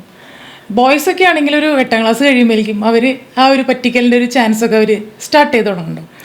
അപ്പോൾ എപ്പോഴും കുട്ടിക്ക് നമ്മളുടെ അടുത്ത് കുറച്ചും കൂടി ഒരു ഫ്രണ്ട്ലി അപ്രോച്ചോട് കൂടിയിട്ട് എപ്പോഴും പറയാറുണ്ട് ഫ്രണ്ട്സ് ആവണമെന്ന് പാരൻസ്. ഞാൻ ഫ്രണ്ട്സ് ആവണമെന്ന് ഞാൻ ഒരിക്കലും പറയാറില്ല. കാരണം അച്ഛനാണ്, അമ്മ അമ്മയാണ്. ഫ്രണ്ട്ലി അപ്രോച്ച് നമുക്ക് കീപ്പ് ചെയ്യാം. അവരായിട്ട് എന്തും തുറന്നു പറയാനുള്ള ഒരു സ്പേസ് വീട്ടിലുണ്ടാവണം. ഒരു കുട്ടി വന്ന് പറയുകയാണ്, അമ്മേ എനിക്ക് തെറ്റുപറ്റി, ഇന്നൊരു കാര്യം എൻ്റെ ഭാഗത്തു നിന്നുണ്ടായി എന്ന് പറയുമ്പോൾ, മോളെ അല്ലെങ്കിൽ മോനെ സാരില്ല, നമുക്ക് ശരിയാക്കാം എന്ന് പറയുന്നിടത്താണ് അവിടെ ഒരു നല്ലൊരു പാരൻ്റ് ഉണ്ടാവണം. കുട്ടിക്ക് എപ്പോഴാണോ എന്നെ മനസ്സിലാക്കുന്ന ഒരു അച്ഛൻ, എന്നെ മനസ്സിലാക്കുന്ന ഒരു അമ്മ വീട്ടിലുണ്ടെങ്കിൽ അവർ പിന്നെ നമ്മുടെ ഒരു ബഫർ സോൺ വിട്ട് എങ്ങും പോവില്ല എന്ന് തന്നെ പറയും. അതുപോലെ തന്നെ സൈക്കോളജിയിൽ പറയുന്ന ഒരു കാര്യമുണ്ട്, അവോയ്ഡ് പവർ സ്ട്രഗിൾസ് എന്ന് വെച്ചാൽ എന്തെങ്കിലും തെറ്റ് ചെയ്ത് കുട്ടി വരുമ്പോൾ ഗുസ്തി പിടിക്കാൻ നിൽക്കണ്ട. അത് ഗുസ്തി പിടിച്ചിട്ട് കാര്യമില്ല കുട്ടികളായിട്ട്. അവരെ പറഞ്ഞ് മനസ്സിലാക്കാനും അതുപോലെ തന്നെ അവരുടെ ഭാഗത്തുനിന്ന് ചിന്തിച്ചുകൊണ്ടും കാര്യങ്ങൾ മുന്നോട്ട് കൊണ്ടുപോകുമ്പോൾ അത് ഈസി ആയിട്ട് അത് പരിഹരിക്കാനായിട്ട് സാധിക്കും. നമ്മുടെ വീട്ടിൽ നിന്ന് നമ്മുടെ മക്കൾക്ക് ഒരു മോട്ടിവേഷൻ കിട്ടണം. എന്ത് വന്നാലും അച്ഛനുണ്ടോ കൂടെ, അമ്മയുണ്ടോ കൂടെ എന്ന് പറയാനുള്ള ഒരു മോട്ടിവേഷൻ നമ്മുടെ വീട്ടിൽ നിന്നുണ്ടാവണം. എങ്കിൽ പിന്നെ നമ്മുടെ മക്കൾ എങ്ങും പോവില്ല എന്ന് തന്നെ പറയും. സോ ഡിംപിൾ മാം പറഞ്ഞ ആൻസറിൻ്റെ ഭാഗമായിട്ട് ചോദിക്കുകയാണ്, ഇപ്പം ഫ്രണ്ട്ലി അപ്രോച്ചിനെ കുറിച്ച് നമ്മൾ സംസാരിച്ചു. വീട്ടിലൊരു പോസിറ്റീവ് ഓറ ഉണ്ടായാൽ തന്നെ പാരൻസും ഹാപ്പി ആയിരിക്കും, കുട്ടികളും ഹാപ്പി ആയിരിക്കും. എങ്ങനെയാണ് ഈ ഒരു പോസിറ്റീവ് ഓറ ക്രിയേറ്റ് ചെയ്തെടുക്കുക? ഓക്കെ, പോസിറ്റീവ് ഓറ എങ്ങനെ ക്രിയേറ്റ് ചെയ്തെടുക്കാം അതിനെക്കുറിച്ച് പറയുന്നതിന് മുന്നേ ഞാൻ സിനിമയൊക്കെ കാണാറുണ്ടോ അതില്ല? ഓക്കെ, അപ്പോൾ വടക്കൻ സെൽഫി എന്ന് പറഞ്ഞ സിനിമ കണ്ടതാണ്. ഓക്കെ, വടക്കൻ സെൽഫിയിൽ നായികയുടെ വീടും കാര്യങ്ങളും ഒക്കെ കാണിക്കുന്നുണ്ട്. ആ വീട് വിട്ടു പോകുന്ന നായികയുടെ വീട് അപ്പനും അമ്മയും തമ്മിൽ അത്ര രസത്തിലല്ല. അപ്പൻ വെള്ളമൊക്കെ ഇടിച്ചിരിക്കുന്ന ഒരു സീനും കാര്യങ്ങളൊക്കെ കാണിക്കുന്നുണ്ട്. ആ കൊച്ചൊരു പ്രശ്നത്തിൽ പോയി പെടുമ്പോൾ പോലും ഒരിക്കൽ പോലും ആ കൊച്ച് വീട്ടിലേക്ക് വിളിക്കുന്നതായിട്ട് കാണിക്കുന്നില്ല. അതേപോലെ തന്നെ ഓം ശാന്തി ഓശാന എന്ന് പറഞ്ഞൊരു സിനിമയുണ്ട്, നിങ്ങൾ കണ്ടിട്ടുണ്ടാവും. ഭയങ്കര ഹിറ്റായിട്ടുള്ള പടമാണ്. നെസ്രിയയുടെ ഫാമിലി, എന്തൊഴുക്കിലാണ് ആ ഫാമിലി പൊയ്ക്കൊണ്ടിരിക്കണേ. അവിടെ ഒരു പ്രണയം ഉണ്ടായി കഴിഞ്ഞപ്പോഴും ആ അപ്പൻ പറയുന്ന അപ്പൻ്റെ ഒരു കോൺഫിഡൻസ് ഉണ്ട്, അവൾ എൻ്റെ മോളാ, അവളിങ്ങ് വരും എന്നുള്ള ഒരു കോൺഫിഡൻസ്. ആ ഒരു കോൺഫിഡൻസ് നിങ്ങളുടെ കുട്ടികളിൽ നിങ്ങൾക്ക് വളർത്തിയെടുക്കാൻ പറ്റിക്കഴിഞ്ഞ് കഴിഞ്ഞാൽ അതിൻ്റെ അപ്പുറം ഒരു പേരൻറ്റിന് ഒരു ടെൻഷൻ ആവശ്യമില്ല. ഓക്കെ, അതാണ് ഈ പറഞ്ഞ ഫ്രണ്ട്ലി അപ്രോച്ച് എന്ന് പറയുന്ന, ഫ്രണ്ട്ലി അറ്റ്മോസ്ഫിയർ എന്ന് പറയുന്ന വീട്ടിലെ ഓറ എന്ന് നമ്മൾ പറയണേ. ഓക്കെ, ആ ഒരു അറ്റ്മോസ്ഫിയർ ക്രിയേറ്റ് ചെയ്യാൻ വേണ്ടിയിട്ട് നമ്മൾ ഇപ്പം നമ്മുടെ വീട്ടിലേക്ക് നോക്കുക, അവിടെ എന്തൊക്കെയാണ് നെഗറ്റീവ്സ്. അപ്പോൾ നമ്മുടെ കേരളത്തിലെ ഒരു വീട്ടിലേക്ക് തന്നെ നോക്കുക. കേരളത്തിലെ ഒരു വീട്ടിൽ രാവിലത്തെ കാഴ്ചകൾ എന്തൊക്കെയായിരിക്കും? കുട്ടികളുണ്ടാവും, അമ്മയുണ്ടാവും, അച്ഛനുണ്ടാവും. ചെറിയൊരു ഫാമിലിയിൽ കുട്ടികൾ വളരെ താമസിച്ചായിരിക്കും എണീറ്റ് വരിക. അപ്പോൾ അമ്മ അത്യാവശ്യം പണികളും കാര്യങ്ങളും, അടുക്കളയിൽ ഭയങ്കര തിരക്കായിരിക്കും. ഇതെല്ലാം തീർത്തിട്ട് വേണം അമ്മയ്ക്ക് ഓഫീസിൽ പോകാനായിട്ട്. അമ്മ ഭയങ്കര ഫ്രസ്ട്രേറ്റഡ് ആയിരിക്കും. അപ്പോൾ കുട്ടികൾ എണീക്കാൻ താമസിച്ച് കഴിഞ്ഞാൽ അമ്മയും കുട്ടികളും തമ്മിലൊരു വഴക്ക് അവിടെ പോസിബിളാണ്. ഈ അച്ഛൻ പോയി അടുക്കളയിൽ സഹായിക്കുന്ന ഫാമിലീസ് വളരെ കുറവായതുകൊണ്ട് തന്നെ അച്ഛൻ ഇതിലൊന്നും ഇടപെടാത്തത് കൊണ്ട് അച്ഛനും അമ്മയും തമ്മിലൊരു വഴക്കുറപ്പായിരിക്കും. മൊത്തത്തിലൊരു അലമ്പ് അന്തരീക്ഷമായിരിക്കും. ഇനി അവിടെ കുട്ടികൾ തമ്മിൽ അങ്ങോട്ടും ഇങ്ങോട്ടും വഴക്കുണ്ടാവാനുള്ള സാധ്യതയുണ്ട്. മെയിൻലി അമ്മയും കുട്ടികളും തമ്മിലാണ് സാധാരണ ഈ വഴക്കുണ്ടാവാറ്. ഭയങ്കര ഒച്ചയും ബഹളവും ഒക്കെ ആയിട്ടുള്ള ഒരു ഫാമിലി. ഈ ഫാമിലിയിൽ ഈ വഴക്കിൽ ഒന്നും പെട്ടില്ലെങ്കിലും രാവിലെ എണീറ്റ് വരുന്ന ഒരാളുടെ മൈൻഡ് എന്ന് പറയുന്നത് അട്ടർ നെഗറ്റീവായിരിക്കും. ഈവൻ അമ്മയും കുഞ്ഞും തമ്മിൽ അവിടെ സ്കൂളിൽ പോകാനുള്ളതിൻ്റെ പേരിലൊക്കെ ഒരു വഴക്ക്, സാധനങ്ങളെടുത്ത് ബാഗ് എടുത്ത് വെച്ചോ, അതിൻ്റെ യൂണിഫോം തേച്ചോ, ചെരുപ്പ് ക്ലീനാക്കിയോ, ഇതിനകത്ത് എല്ലാം കാര്യങ്ങൾ വന്നു കഴിയുമ്പോഴത്തേക്കും ഒരു വഴക്ക് അവിടെ പോസിബിളാണ്. അപ്പോൾ അമ്മ ചിലപ്പം കൊച്ചിനിട്ട് 2 അടി കൊടുത്തു എന്ന് വരാം. ഈ അടിയൊക്കെ കൊടുത്തിട്ട് ഓഫീസിൽ പോകുന്ന അമ്മയുടെ മൈൻഡ് എന്തായിരിക്കും? ഹാപ്പി ആയിരിക്കും? ഒരിക്കലും ഹാപ്പി ആയിരിക്കില്ല. കാര്യം അമ്മ രാവിലെ കൊച്ചിൻ്റെ അടി കൊടുത്തു, എന്തായിരിക്കും, അവന് വിഷമായി കാണുമോ? ഇതൊക്കെ ആയിരിക്കും അമ്മയുടെ മൈൻഡിലോടുന്ന കാര്യം. ഈ അടി വാങ്ങിച്ചുകൊണ്ട് സ്കൂളിൽ പോയ കൊച്ചിൻ്റെ മൈൻഡ് എന്തായിരിക്കും? അവൻ എല്ലാ കാര്യങ്ങളിലും കോൺസെൻട്രേറ്റ് ചെയ്ത് ഹാപ്പി ആയിട്ട് ഫ്രണ്ട്സിൻ്റെ കൂടെ ഇരിക്കാൻ പറ്റുമോ? ഇല്ല. കൊച്ചുങ്ങളായതുകൊണ്ട് ഒരു സമയം കഴിയുമ്പോഴത്തേക്കും അവർ റിക്കവർ ആയേക്കാം. ഈ വഴക്കിലൊന്നും പെട്ടില്ലെങ്കിൽ ഈ ബഹളത്തിനിടയിൽ എണീറ്റ് വരുന്ന അച്ഛൻ്റെ മൈൻഡ് എന്ന് പറയുന്നത് അപ്പുറം നെഗറ്റീവായിരിക്കും. അപ്പം നമ്മുടെ വീട്ടിലെ ആൾക്കാരെ, അച്ഛനെ ആണെങ്കിലും അമ്മയാണെങ്കിലും കുട്ടികളെ ആണെങ്കിലും, നമ്മുടെ വീട്ടിലെ ആൾക്കാരെ ഏറ്റവും നന്നായിട്ട് അടുത്തറിയാവുന്നത് നമുക്ക് മാത്രമാണ്. അപ്പോൾ നമ്മൾ അതിൻ്റെ അകത്ത് ചെയ്യാന്ന് പറഞ്ഞാൽ ഓരോരുത്തരുടെയും ക്യാരക്ടർ അനുസരിച്ച് അത് മനസ്സിലാക്കി പെരുമാറുക എന്നുള്ളതാണ്. ഈവൻ നാക്കിനെ ഒന്ന് കൺട്രോൾ ചെയ്യുന്നത് നല്ലതായിരിക്കും. ചെറിയ കാര്യങ്ങൾക്ക് ചെറിയ ഒച്ച മതി, എല്ലാ കാര്യത്തിനും ഓവർ റിയാക്ട് ചെയ്യേണ്ട കാര്യമില്ല. പല കുട്ടികൾക്കും അച്ഛനൊന്ന് അടി കൊടുത്തു കഴിഞ്ഞാൽ ഭയങ്കര വിഷമമാണ്. അച്ഛനൊന്ന് അടി കൊടുത്താൽ ഭയങ്കര വിഷമമാണ്. കാര്യം അച്ഛൻ എല്ലാ കാര്യങ്ങൾക്കും അങ്ങനെ ഓവർ റിയാക്ട് ചെയ്യാറില്ല. പക്ഷേ അമ്മ അടി കൊടുത്തു കഴിഞ്ഞാൽ അത്ര സങ്കടം ഉണ്ടാകാറില്ല. അമ്മ എല്ലാ കാര്യത്തിനും പുറകെ നടന്ന് വഴക്ക് പറയുകയും അടി കൊടുക്കുകയും ഒക്കെ ചെയ്യാറുള്ളതുകൊണ്ടാണ്. വല്ലപ്പോഴും ആയിരിക്കും അച്ഛൻ ഒന്ന് ചൂടാവുന്നതും അടി കൊടുക്കുന്നതും. അപ്പം അച്ഛൻ അടി കൊടുത്തു കഴിഞ്ഞാൽ ഭയങ്കര വിഷമം ഉണ്ടാകുന്നതിൻ്റെ കാര്യം, അച്ഛൻ അടി കൊടുത്തു കഴിഞ്ഞാൽ സീരിയസ്നെസ് അത്രത്തോളമാണ് എന്നുള്ള ഒരു കാര്യം കുട്ടികൾക്ക് അറിയാം. ഓക്കെ, ശരിക്കും ഈ അമ്മ നടക്കുന്ന പോലെ പുറകെ നടന്ന് അച്ഛനാണ് ഇറിറ്റേറ്റ് ചെയ്യുന്നത് കുട്ടികളെങ്കിൽ അച്ഛനോടുള്ള നിലപാടും അമ്മയോടുള്ള നിലപാട് പോലെ തന്നെ ആയിരിക്കും. അപ്പം നമ്മളെങ്ങനെയാണ് ഒരു കാര്യത്തിനോട് റിയാക്ട് ചെയ്യുന്നത് എന്നനുസരിച്ചിരിക്കും വീട്ടിൽ പോസിറ്റീവ് ഓറ ക്രിയേറ്റ് ചെയ്യുന്നത്. അപ്പോൾ അതിനകത്ത് സൗണ്ട്, കമ്മ്യൂണിക്കേഷൻ, നമ്മുടെ കാര്യങ്ങളും സാഹചര്യങ്ങളും മനസ്സിലാക്കിയുള്ള ഇടപെടൽ എല്ലാം ഒരു ഭാഗമാണ്. ഞാനൊന്ന് ചോദിക്കട്ടെ, ഈ വികാരവും വിചാരവും കൂടിയും ഒരുമിച്ച് വരുമ്പോൾ ഏറ്റവും ആദ്യം ഏതാ പ്രവർത്തിക്കുക? സ്വാഭാവികമായിട്ടും വികാരമായിരിക്കും. വികാരം തന്നെയായിരിക്കും പ്രവർത്തിക്കുക. അതിൻ്റെ അകത്ത് വേറൊരു കാര്യം കൂടെ ഉണ്ട്. നമ്മുടെ ശരിക്കുമുള്ള ക്യാരക്ടർ ഏറ്റവും കൂടുതൽ കാണിക്കുന്നത് നമ്മുടെ വീട്ടിലായിരിക്കും. പുറത്തേക്ക് ഇറങ്ങി കഴിഞ്ഞാൽ ഇപ്പം നമ്മളാണെങ്കിൽ തന്നെ വലിയ വലിയ പേരൻറ്റിങ്ങിൻ്റെ കാര്യങ്ങളാണ് പറഞ്ഞുകൊണ്ടിരിക്കുന്നത്. നമ്മളും വീട്ടിൽ ചില കാര്യങ്ങളിൽ കുട്ടികളോട് പൊട്ടിത്തെറിക്കാറുണ്ട്. അവിടെ വികാരം പ്രവർത്തിക്കുന്നത് കൊണ്ടാണ്. ബട്ട് അതിനെയും കൂടി കൺട്രോൾ ചെയ്യാൻ പറ്റിയാൽ, അല്ലെങ്കിൽ വികാരം നമ്മൾ പ്രകടിപ്പിച്ച് പോയി നെക്സ്റ്റ് അതെങ്ങനെ ഹാൻഡിൽ ചെയ്യാമെന്ന് അറിയാമെങ്കിൽ നമ്മുടെ വീട്ടിൽ ഈ പറയുന്ന പോസിറ്റീവായിട്ട് കൊണ്ടുപോകാൻ അത് തന്നെയാണ് പറഞ്ഞു വന്നത്. വികാരവും വിചാരവും കൂടി ഒരുമിച്ച് വന്നു കഴിഞ്ഞാൽ, വിചാരം ആദ്യം വരികയാണെങ്കിൽ നമുക്ക് ആ പോസിറ്റീവ് ഓറ ക്രിയേറ്റ് ചെയ്യാൻ പറ്റും. ശരിയല്ലേ? പക്ഷെ പലപ്പോഴും നമുക്ക് സാധിക്കാത്തൊരു കാര്യമാണ്. പക്ഷേ വികാരം വന്നതിന് ശേഷം ആ ഒരു കാര്യം എങ്ങനെ ഹാൻഡിൽ ചെയ്യാം, അതായത് പ്രോബ്ലം ഉണ്ടായി വന്നു കഴിഞ്ഞാൽ പ്രോപ്പർ വേയിൽ അതെങ്ങനെ ഹാൻഡിൽ ചെയ്യാം എന്നുള്ളിടത്ത് നമുക്ക് ഇച്ചിരിയുടെ കാര്യങ്ങൾ ഈസി ആയിട്ട് കൊണ്ടുപോകാൻ പറ്റും. ഇത് ഒരു സോറി പറയാൻ മടിയുള്ള ആൾക്കാരാണ് പലരും. ഈവൻ അമ്മമാർക്ക് അച്ഛന്മാരും ഒക്കെ ആയിക്കോട്ടെ, കുട്ടികളോട് അവൻ്റെ ഭാഗത്തായിരുന്നു ശരി എന്ന് മനസ്സിലാക്കി കഴിഞ്ഞാലും അത് പോട്ടറാ സോറി എന്ന് പറയുന്ന എത്ര പേരൻസ് ഉണ്ട്.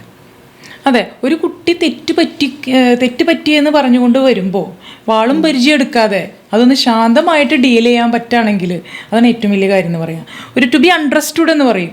ഈ മനസ്സിലാക്കി കൊണ്ട് പ്രവർത്തിക്കുക. അത് ഏത് റിലേഷൻഷിപ്പിലും ഈ ഒരു നേരത്തെ പറഞ്ഞ ഈ പോസിറ്റീവ് ഓറ ക്രിയേറ്റ് ചെയ്യാനായിട്ട് നമുക്ക് സാധിക്കുന്നത് ഇങ്ങനെയുള്ള ഒരു മനസ്സിലാക്കൽ കൊണ്ടാണ്. അത് ഭാര്യയും ഭർത്താവായിക്കോട്ടെ, അത് പാരൻസും കുട്ടികളായിക്കോട്ടെ, ഈ ഒരു ടു ബി അണ്ടർസ്റ്റുഡ്. യെസ്.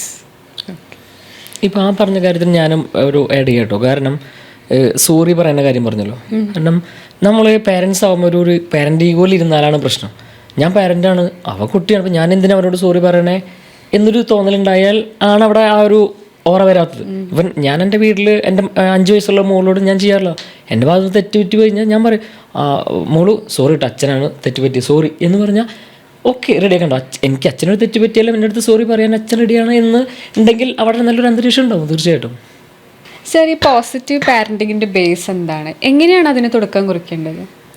ശരിക്കും പോസിറ്റീവ് പാരൻറ്റിങ്ങിൻ്റെ ബേസ് എന്ന് പറഞ്ഞു കഴിഞ്ഞാൽ കുട്ടികളുമായിട്ട് നല്ലൊരു കമ്മ്യൂണിക്കേഷൻ ഉണ്ടാവണം. അവരുടെ മേലിൽ പേരൻസിനൊരു ട്രസ്റ്റ് ഉണ്ടാവണം. നേരെ തിരിച്ച് കുട്ടികൾക്കും ആ ട്രസ്റ്റ് ഉണ്ടാവണം. ഒരു പ്രശ്നം ഉണ്ടായി കഴിഞ്ഞ് കഴിഞ്ഞാൽ എൻ്റെ പേരൻസ് എൻ്റെ ഒപ്പം ഉണ്ടാവും എന്നുള്ളൊരു ട്രസ്റ്റ്. അപ്പോൾ കമ്മ്യൂണിക്കേഷൻ ഡെവലപ്പ് ചെയ്യാൻ വേണ്ടി ശരിക്കും ഇതുവരെ ചെയ്തിട്ടില്ലാത്ത ആൾക്കാർ നിങ്ങളുടെ വീട്ടിൽ കുട്ടികളും അച്ഛനും അമ്മയും ഒരുമിച്ച് ഇനിയാണെങ്കിലും എന്നും ടൈം സ്പെൻഡ് ചെയ്യുന്നതിന് ഒരു അരമണിക്കൂർ വീട്ടിൽ ടി വി മൊബൈൽ ഫോണും എല്ലാം മാറ്റി വെച്ചതിന് ശേഷം ഒരു അരമണിക്കൂർ അവരവരുടെ കാര്യങ്ങൾ സംസാരിക്കുക, അവർ പറയുന്ന കേൾക്കുക. അങ്ങനെ ഒരു എൻവയോൺമെൻറ്റ് ക്രിയേറ്റ് ചെയ്ത് കഴിഞ്ഞാൽ തന്നെ പേരൻറ്റിങ്ങിൻ്റെ ഒരു ബോണ്ടായി. ഓക്കെ, ഇപ്പോൾ ശരിക്കും ചെറുതിലേ മുതൽ ചെയ്യാൻ ആഗ്രഹിക്കുന്ന പുതിയ പേരൻസ് ആയിട്ടുള്ള ആൾക്കാർ ചെയ്യേണ്ട ഏറ്റവും പ്രധാനപ്പെട്ട കാര്യം എന്ന് പറഞ്ഞു കഴിഞ്ഞാൽ നിങ്ങളുടെ കുട്ടികളെ നിങ്ങളുടെ വീട്ടിലെ കുട്ടികളായിട്ട് വളർത്തുക. അതായത് നിങ്ങളെന്താണ്, നിങ്ങളുടെ വീടെന്താണ്, നിങ്ങളുടെ വീട്ടിലെ സാഹചര്യങ്ങൾ എന്താണ് എന്ന് മനസ്സിലാക്കി വളർത്തണം. ഇപ്പം പേരൻറ്റിങ്ങിൻ്റെ ക്ലാസ്സുകൾ എടുക്കാൻ ചെല്ലുന്ന സമയത്ത് പേരൻസ് മെയിനായിട്ടും ഒരുപാട് പേരൻസ് എൻ്റെ അടുത്ത് പറഞ്ഞിട്ടുള്ള ഒരു കാര്യമാണ്, എൻ്റെ വീട്ടിൽ ഒരു കഷ്ടപ്പാടും അറിയിക്കാതെയാണ് ഞാൻ എൻ്റെ കുട്ടിയെ വളർത്തിയത്. ശരിക്കും വളരെ റോങ് ആയിട്ടുള്ളൊരു സ്റ്റേറ്റ്മെൻറ്റാണത്. നിങ്ങൾ നിങ്ങളുടെ വീട്ടിലെ സാഹചര്യങ്ങൾ, നിങ്ങളുടെ വീട്ടിൽ കഷ്ടപ്പാടുണ്ടെങ്കിൽ കഷ്ടപ്പാട് അറിഞ്ഞ് തന്നെ മക്കൾ വളരണം. ശരിക്കും ഒരു 100 രൂപ നിങ്ങളുടെ കുട്ടികൾക്ക് വേണ്ടി നിങ്ങൾ ചിലവാക്കുന്നുണ്ട് എങ്കിൽ ആ 100 രൂപ ഉണ്ടാകാൻ വേണ്ടി നിങ്ങളുടെ എത്ര നേരത്തെ എഫേർട്ട് ഉണ്ടായിരുന്നു എന്നുള്ളത് നിങ്ങളുടെ കുട്ടി അറിയണം. അങ്ങനെ വളർന്നു വരുന്ന കുട്ടികൾ വഴിതെറ്റിപ്പോവില്ല. അപ്പോൾ അവരുമായിട്ട് ഞാൻ ആദ്യം പറഞ്ഞ കമ്മ്യൂണിക്കേഷൻ നിങ്ങൾക്ക് ഉണ്ടായിരിക്കും. ഓക്കെ, നിങ്ങൾ ഈ കാര്യങ്ങളെല്ലാം കുട്ടികൾ അറിയണമെങ്കിൽ നിങ്ങൾക്ക് കുട്ടികൾക്ക് വേണ്ടി ടൈം കൊടുക്കാൻ പറ്റണം. ആ ഒരു സ്പേസ് കൊടുത്തെങ്കിൽ ആ ഒരു കമ്മ്യൂണിക്കേഷൻ ഡെവലപ്പ് ചെയ്യുള്ളൂ. ഈ പറയുന്ന ട്രസ്റ്റും കാര്യങ്ങളെല്ലാം ബാക്കി അവിടെ ഓക്കെ ആയിരിക്കും. അങ്ങനെ ഇതിൻ്റെ ഫസ്റ്റ് ബേസ് നിങ്ങൾക്ക് ചെയ്യാൻ സാധിക്കും. തീർച്ചയായിട്ടും ആ പറഞ്ഞ കാര്യം ജെക്കെ പറഞ്ഞ ആ കാര്യത്തിലൂടെ ഞാൻ യോജിക്കുന്നു കേട്ടോ. കാരണം എൻ്റെ വീട്ടിലൊരു കാര്യം പറയാം. ഫോർ എക്സാമ്പിൾ, എൻ്റെ മകനും 10 വയസ്സായുണ്ട്, 5 വയസ്സായാലും മകളും ഉണ്ട്. അവർ ഇടയ്ക്ക് പറയാറുള്ള കാര്യമാണ്, അച്ഛാ ഇനി ഞാനൊരു ടോയ് കണ്ടെത്തിയിട്ടുണ്ട് എൻ്റെ അടുത്ത ബർത്ത്ഡേക്ക്, അച്ഛനെ കുറച്ചുകൊണ്ട് കിട്ടിക്കഴിയുമ്പോൾ അത് നിങ്ങൾക്ക് മേടിച്ച് തരണം കേട്ടോ, ഇപ്പോൾ വേണ്ട. കാരണം എൻ്റെ വീട്ടിൽ എനിക്ക് എത്ര വരുമാനമുണ്ട്, വൈഫിന് എത്ര വരുമാനമുണ്ട്, എല്ലാ കാര്യങ്ങളും അറിയാം, എന്തൊക്കെ കാര്യങ്ങളോട് ആവശ്യമുണ്ടെന്നും അറിയാം. സോ അതുകൊണ്ട് തന്നെ അവർ പറയും എനിക്കിതിപ്പോൾ തന്നെ വേണമെന്ന് ഒരിക്കലും വാശി പിടിക്കില്ല. അച്ഛാ ഇതിന് ഇത്തിരി പൈസ കൂടുതലുള്ളതാണ്, അതുകൊണ്ട് അച്ഛൻ്റെ അടുത്ത ബർത്ത്ഡേ അവൾക്ക് മതി കിട്ടോ എന്ന് പറഞ്ഞു വയ്ക്കും. സോ അത് അവർക്ക് അറിയാവുന്നതുകൊണ്ടാണ്. സോ അത് നല്ലൊരു കാര്യമാണ്. ആ പറഞ്ഞത് കാര്യം നല്ലതാണെന്ന് പറഞ്ഞത്. ശരി, നമ്മൾ ഈ പോസിറ്റീവ് പാരൻറ്റിങ്ങിനെ കുറിച്ച് സംസാരിച്ചു. അതിൽ ശ്രദ്ധിക്കേണ്ട കാര്യങ്ങൾ നമ്മൾ പറഞ്ഞു കഴിഞ്ഞു. ഇതിലെന്തെങ്കിലും സ്റ്റെപ്സ് ടു ഫോളോ എന്ന് പറയാനുണ്ടോ? അതായത് പോസിറ്റീവ് പാരൻറ്റിങ്ങിൻ്റെ സ്റ്റെപ്സ് ടു ഫോളോ എന്ന് പറയാൻ. Okay, actually theories of parenting പറയുന്നത് ഒരു 4 സ്റ്റെപ്സാണ്. അതിൽ ഒന്ന് എന്ന് പറയുന്നത് ഫസ്റ്റ് സ്റ്റെപ്പ് എന്ന് പറയുന്നത് ചെയ്തു കൊടുക്കുക എന്നുള്ള. അതായത് നേരത്തെ ആദ്യം തന്നെ ഫസ്റ്റ് ഇതിൽ തന്നെ ജെക്കെ പറഞ്ഞിരുന്നു, ഒരു കുഞ്ഞ് ജനിക്കുമ്പോൾ തന്നെയാണ് ഒരു പാരൻറ്റ് ജനിക്കുന്നത്. സോ ആദ്യം ആ കുഞ്ഞ് വളരെ ചെറുതല്ല, അതിനെ എല്ലാം ചെയ്യാൻ അറിയില്ല. സോ നമ്മളെല്ലാം ചെയ്തു കൊടുക്കേണ്ടി വരും, എല്ലാ കാര്യങ്ങളും നമ്മൾ തന്നെ ചെയ്തു കൊടുക്കേണ്ടി വരും. അതാണ് അതിൻ്റെ ഫസ്റ്റ് സ്റ്റെപ്പ് എന്ന് പറയുന്നത്. രണ്ടാമത്തെ സ്റ്റെപ്പ് എന്ന് പറയുന്നത് കാണിച്ചു കൊടുക്കല. കാരണം ആ കുഞ്ഞ് കുറച്ചും കൂടി വളർന്നു തുടങ്ങി, നടക്കാൻ തുടങ്ങി, സംസാരിക്കാൻ തുടങ്ങി. സോ ആ സമയത്ത് നമ്മൾ എന്ത് ചെയ്യണം, എല്ലാം കാണിച്ചു കൊടുക്കേണ്ടി വരും. നമ്മൾ തന്നെ പല്ല് തേക്കാൻ, അവൻ്റെ ഡെയിലി റൂട്ടീൻസൊക്കെ നമ്മൾ കാണിച്ചു കൊടുക്കുക, അല്ലേ? ടോയ്ലറ്റ് പോകുന്ന കാര്യങ്ങളും അതെല്ലാം നമ്മൾ കാണിച്ചു കൊടുക്കല്ല. സോ അങ്ങനെ കണ്ടുപോലെയാണ്. പക്ഷെ ആ സമയത്ത് നമ്മൾ ശ്രദ്ധിക്കേണ്ട ഒരു കാര്യമുണ്ട്, അവർ കാണിച്ചു കൊടുക്കുമ്പോൾ അവർ ആ സമയത്ത് ആയിരിക്കും അവരുടെ ഒബ്സർവേഷൻ വളരെ കൂടുതൽ. കാരണം അവർ മൊത്തം കോപ്പി പേസ്റ്റ് ആയിരിക്കും. നമ്മളെ നോക്കുമായിരിക്കും, നമ്മുടെ ഗ്രാൻഡ് പാരൻസ് ഉണ്ടെങ്കിൽ അവരെ ചുറ്റുള്ളവരെ ഒബ്സർവ് ചെയ്തിട്ടാണ് അവർ ഓരോ കാര്യം ചെയ്യുന്നത്. അവർ പഠിച്ചുകൊണ്ടിരിക്കുകയാണ്. സോ ആ സമയത്ത് നമ്മൾ ശ്രദ്ധിക്കേണ്ട ഒരു കാര്യം എന്ന് വെച്ചാൽ, ഓർ പാരൻസ് ശ്രദ്ധിക്കേണ്ട ഒരു കാര്യം, ആ സമയത്ത് പാരൻറ്റ് ചെയ്യുന്ന കാര്യങ്ങൾ, പറയുന്ന വാക്കുകൾ, ഇതൊക്കെ വളരെ ശ്രദ്ധിക്കണം. കാരണം അവരെല്ലാം നമ്മൾ നിരീക്ഷിച്ചുകൊണ്ടിരിക്കുകയല്ലേ. സോ നമ്മൾ മറ്റുള്ളവരോട് എങ്ങനെ പെരുമാറുന്നു അതൊക്കെയും ആണ് അവർ ചെയ്യുന്നത്. പ്രത്യേകിച്ച് നമ്മൾ കാണാറില്ല, അവർ ഇമിറ്റേറ്റ് ചെയ്യാൻ ഭയങ്കര ഇഷ്ടമാണ് ഈ സമയത്ത്. അവർ കൂടുതൽ ഇമിറ്റേറ്റ് ചെയ്യുന്നത് അവരുടെ സ്വന്തം പാരൻസിനെ ആയിരിക്കും. സോ അത് വളരെ ശ്രദ്ധിക്കേണ്ടതാണ് കാണിച്ചു കൊടുക്കുന്ന സമയത്ത്. ദെൻ തേർഡ് സ്റ്റെപ്പ് എന്ന് പറയുന്നത് പറഞ്ഞു കൊടുക്കലാണ്. അതായത് കുറച്ചും കൂടി കഴിഞ്ഞ് ഇവർ വലുതായി ഒരു സ്കൂളിലൊക്കെ പോയി തുടങ്ങൂലേ, മറ്റുള്ളവരുമായിട്ട് സമൂഹമായിട്ട് ഇടപെട്ട് തുടങ്ങുമ്പോൾ നമ്മൾ പല കാര്യങ്ങളും പറഞ്ഞു കൊടുക്കുക ചെയ്യാൻ പാടുള്ളൂ. കാരണം അവർ ഒരു എന്താ പറയുക, അവരുടെ ഒരു അഡ്വൈസ് എന്നല്ല, ജസ്റ്റ് കൂടെ ഒന്ന് ഫോളോ ചെയ്യുക. അപ്പോൾ എങ്ങനെയാണ് ചെയ്യേണ്ടത്, അങ്ങനെ ചെയ്താൽ മതി കേട്ടോ എന്നുള്ളത്. അവർക്ക് എന്തെങ്കിലും പ്രശ്നം ഉണ്ടാകുമ്പോൾ അത് നേരിടാൻ അവരെ പ്രാപ്തരാക്കുക, അത് അവരെ കൊണ്ട് തന്നെ സോൾവ് ചെയ്യാൻ അവരെ പ്രാപ്തരാക്കുക. പറ്റുന്നില്ലെങ്കിൽ അവരെ കൊണ്ട് പറ്റുന്നില്ലെങ്കിൽ മാത്രം ഇടപെടുക, അതേ ചെയ്യാൻ പാടുള്ളൂ ആ സമയത്ത്. സോ ഫസ്റ്റ് നമ്മൾ പറഞ്ഞു ചെയ്തു കൊടുക്കുക, രണ്ടാമത് കാണിച്ചു കൊടുക്കുക, ദെൻ പറഞ്ഞു കൊടുക്കുക. ഇനി നാലാമത്തെ സ്റ്റേജ് എന്ന് പറയുന്നത് ടീനേജിൽ വരുമ്പോഴാണ്. ഞാൻ തുടക്കത്തിൽ തന്നെ പറഞ്ഞത് ടീനേജുകാരുടെ പ്രശ്നങ്ങളും അല്ലെങ്കിൽ അവരുടെ ഒരു ക്യാരക്ടറിസ്റ്റിക്സ് നമ്മൾ പറഞ്ഞിരുന്നു. സോ ആ സമയത്ത് വേണ്ടത് അവരെ തന്നെ മനസ്സിലാക്കുക. കാരണം അവരെ ഒന്ന് നിരീക്ഷിച്ചാൽ മാത്രം മതി. അവരുടെ നേരത്തെ പറഞ്ഞല്ലോ പെട്ടെന്ന് റിയാക്ട് ചെയ്യുന്നതാണ്. സോ അവരെ നല്ലോണം കേൾക്കുക, അവരെ പറയാനുള്ള കേൾക്കുക. അതുപോലെ തന്നെ അവരുടെ പ്രശ്നങ്ങൾ ഉണ്ടാകുമ്പോഴും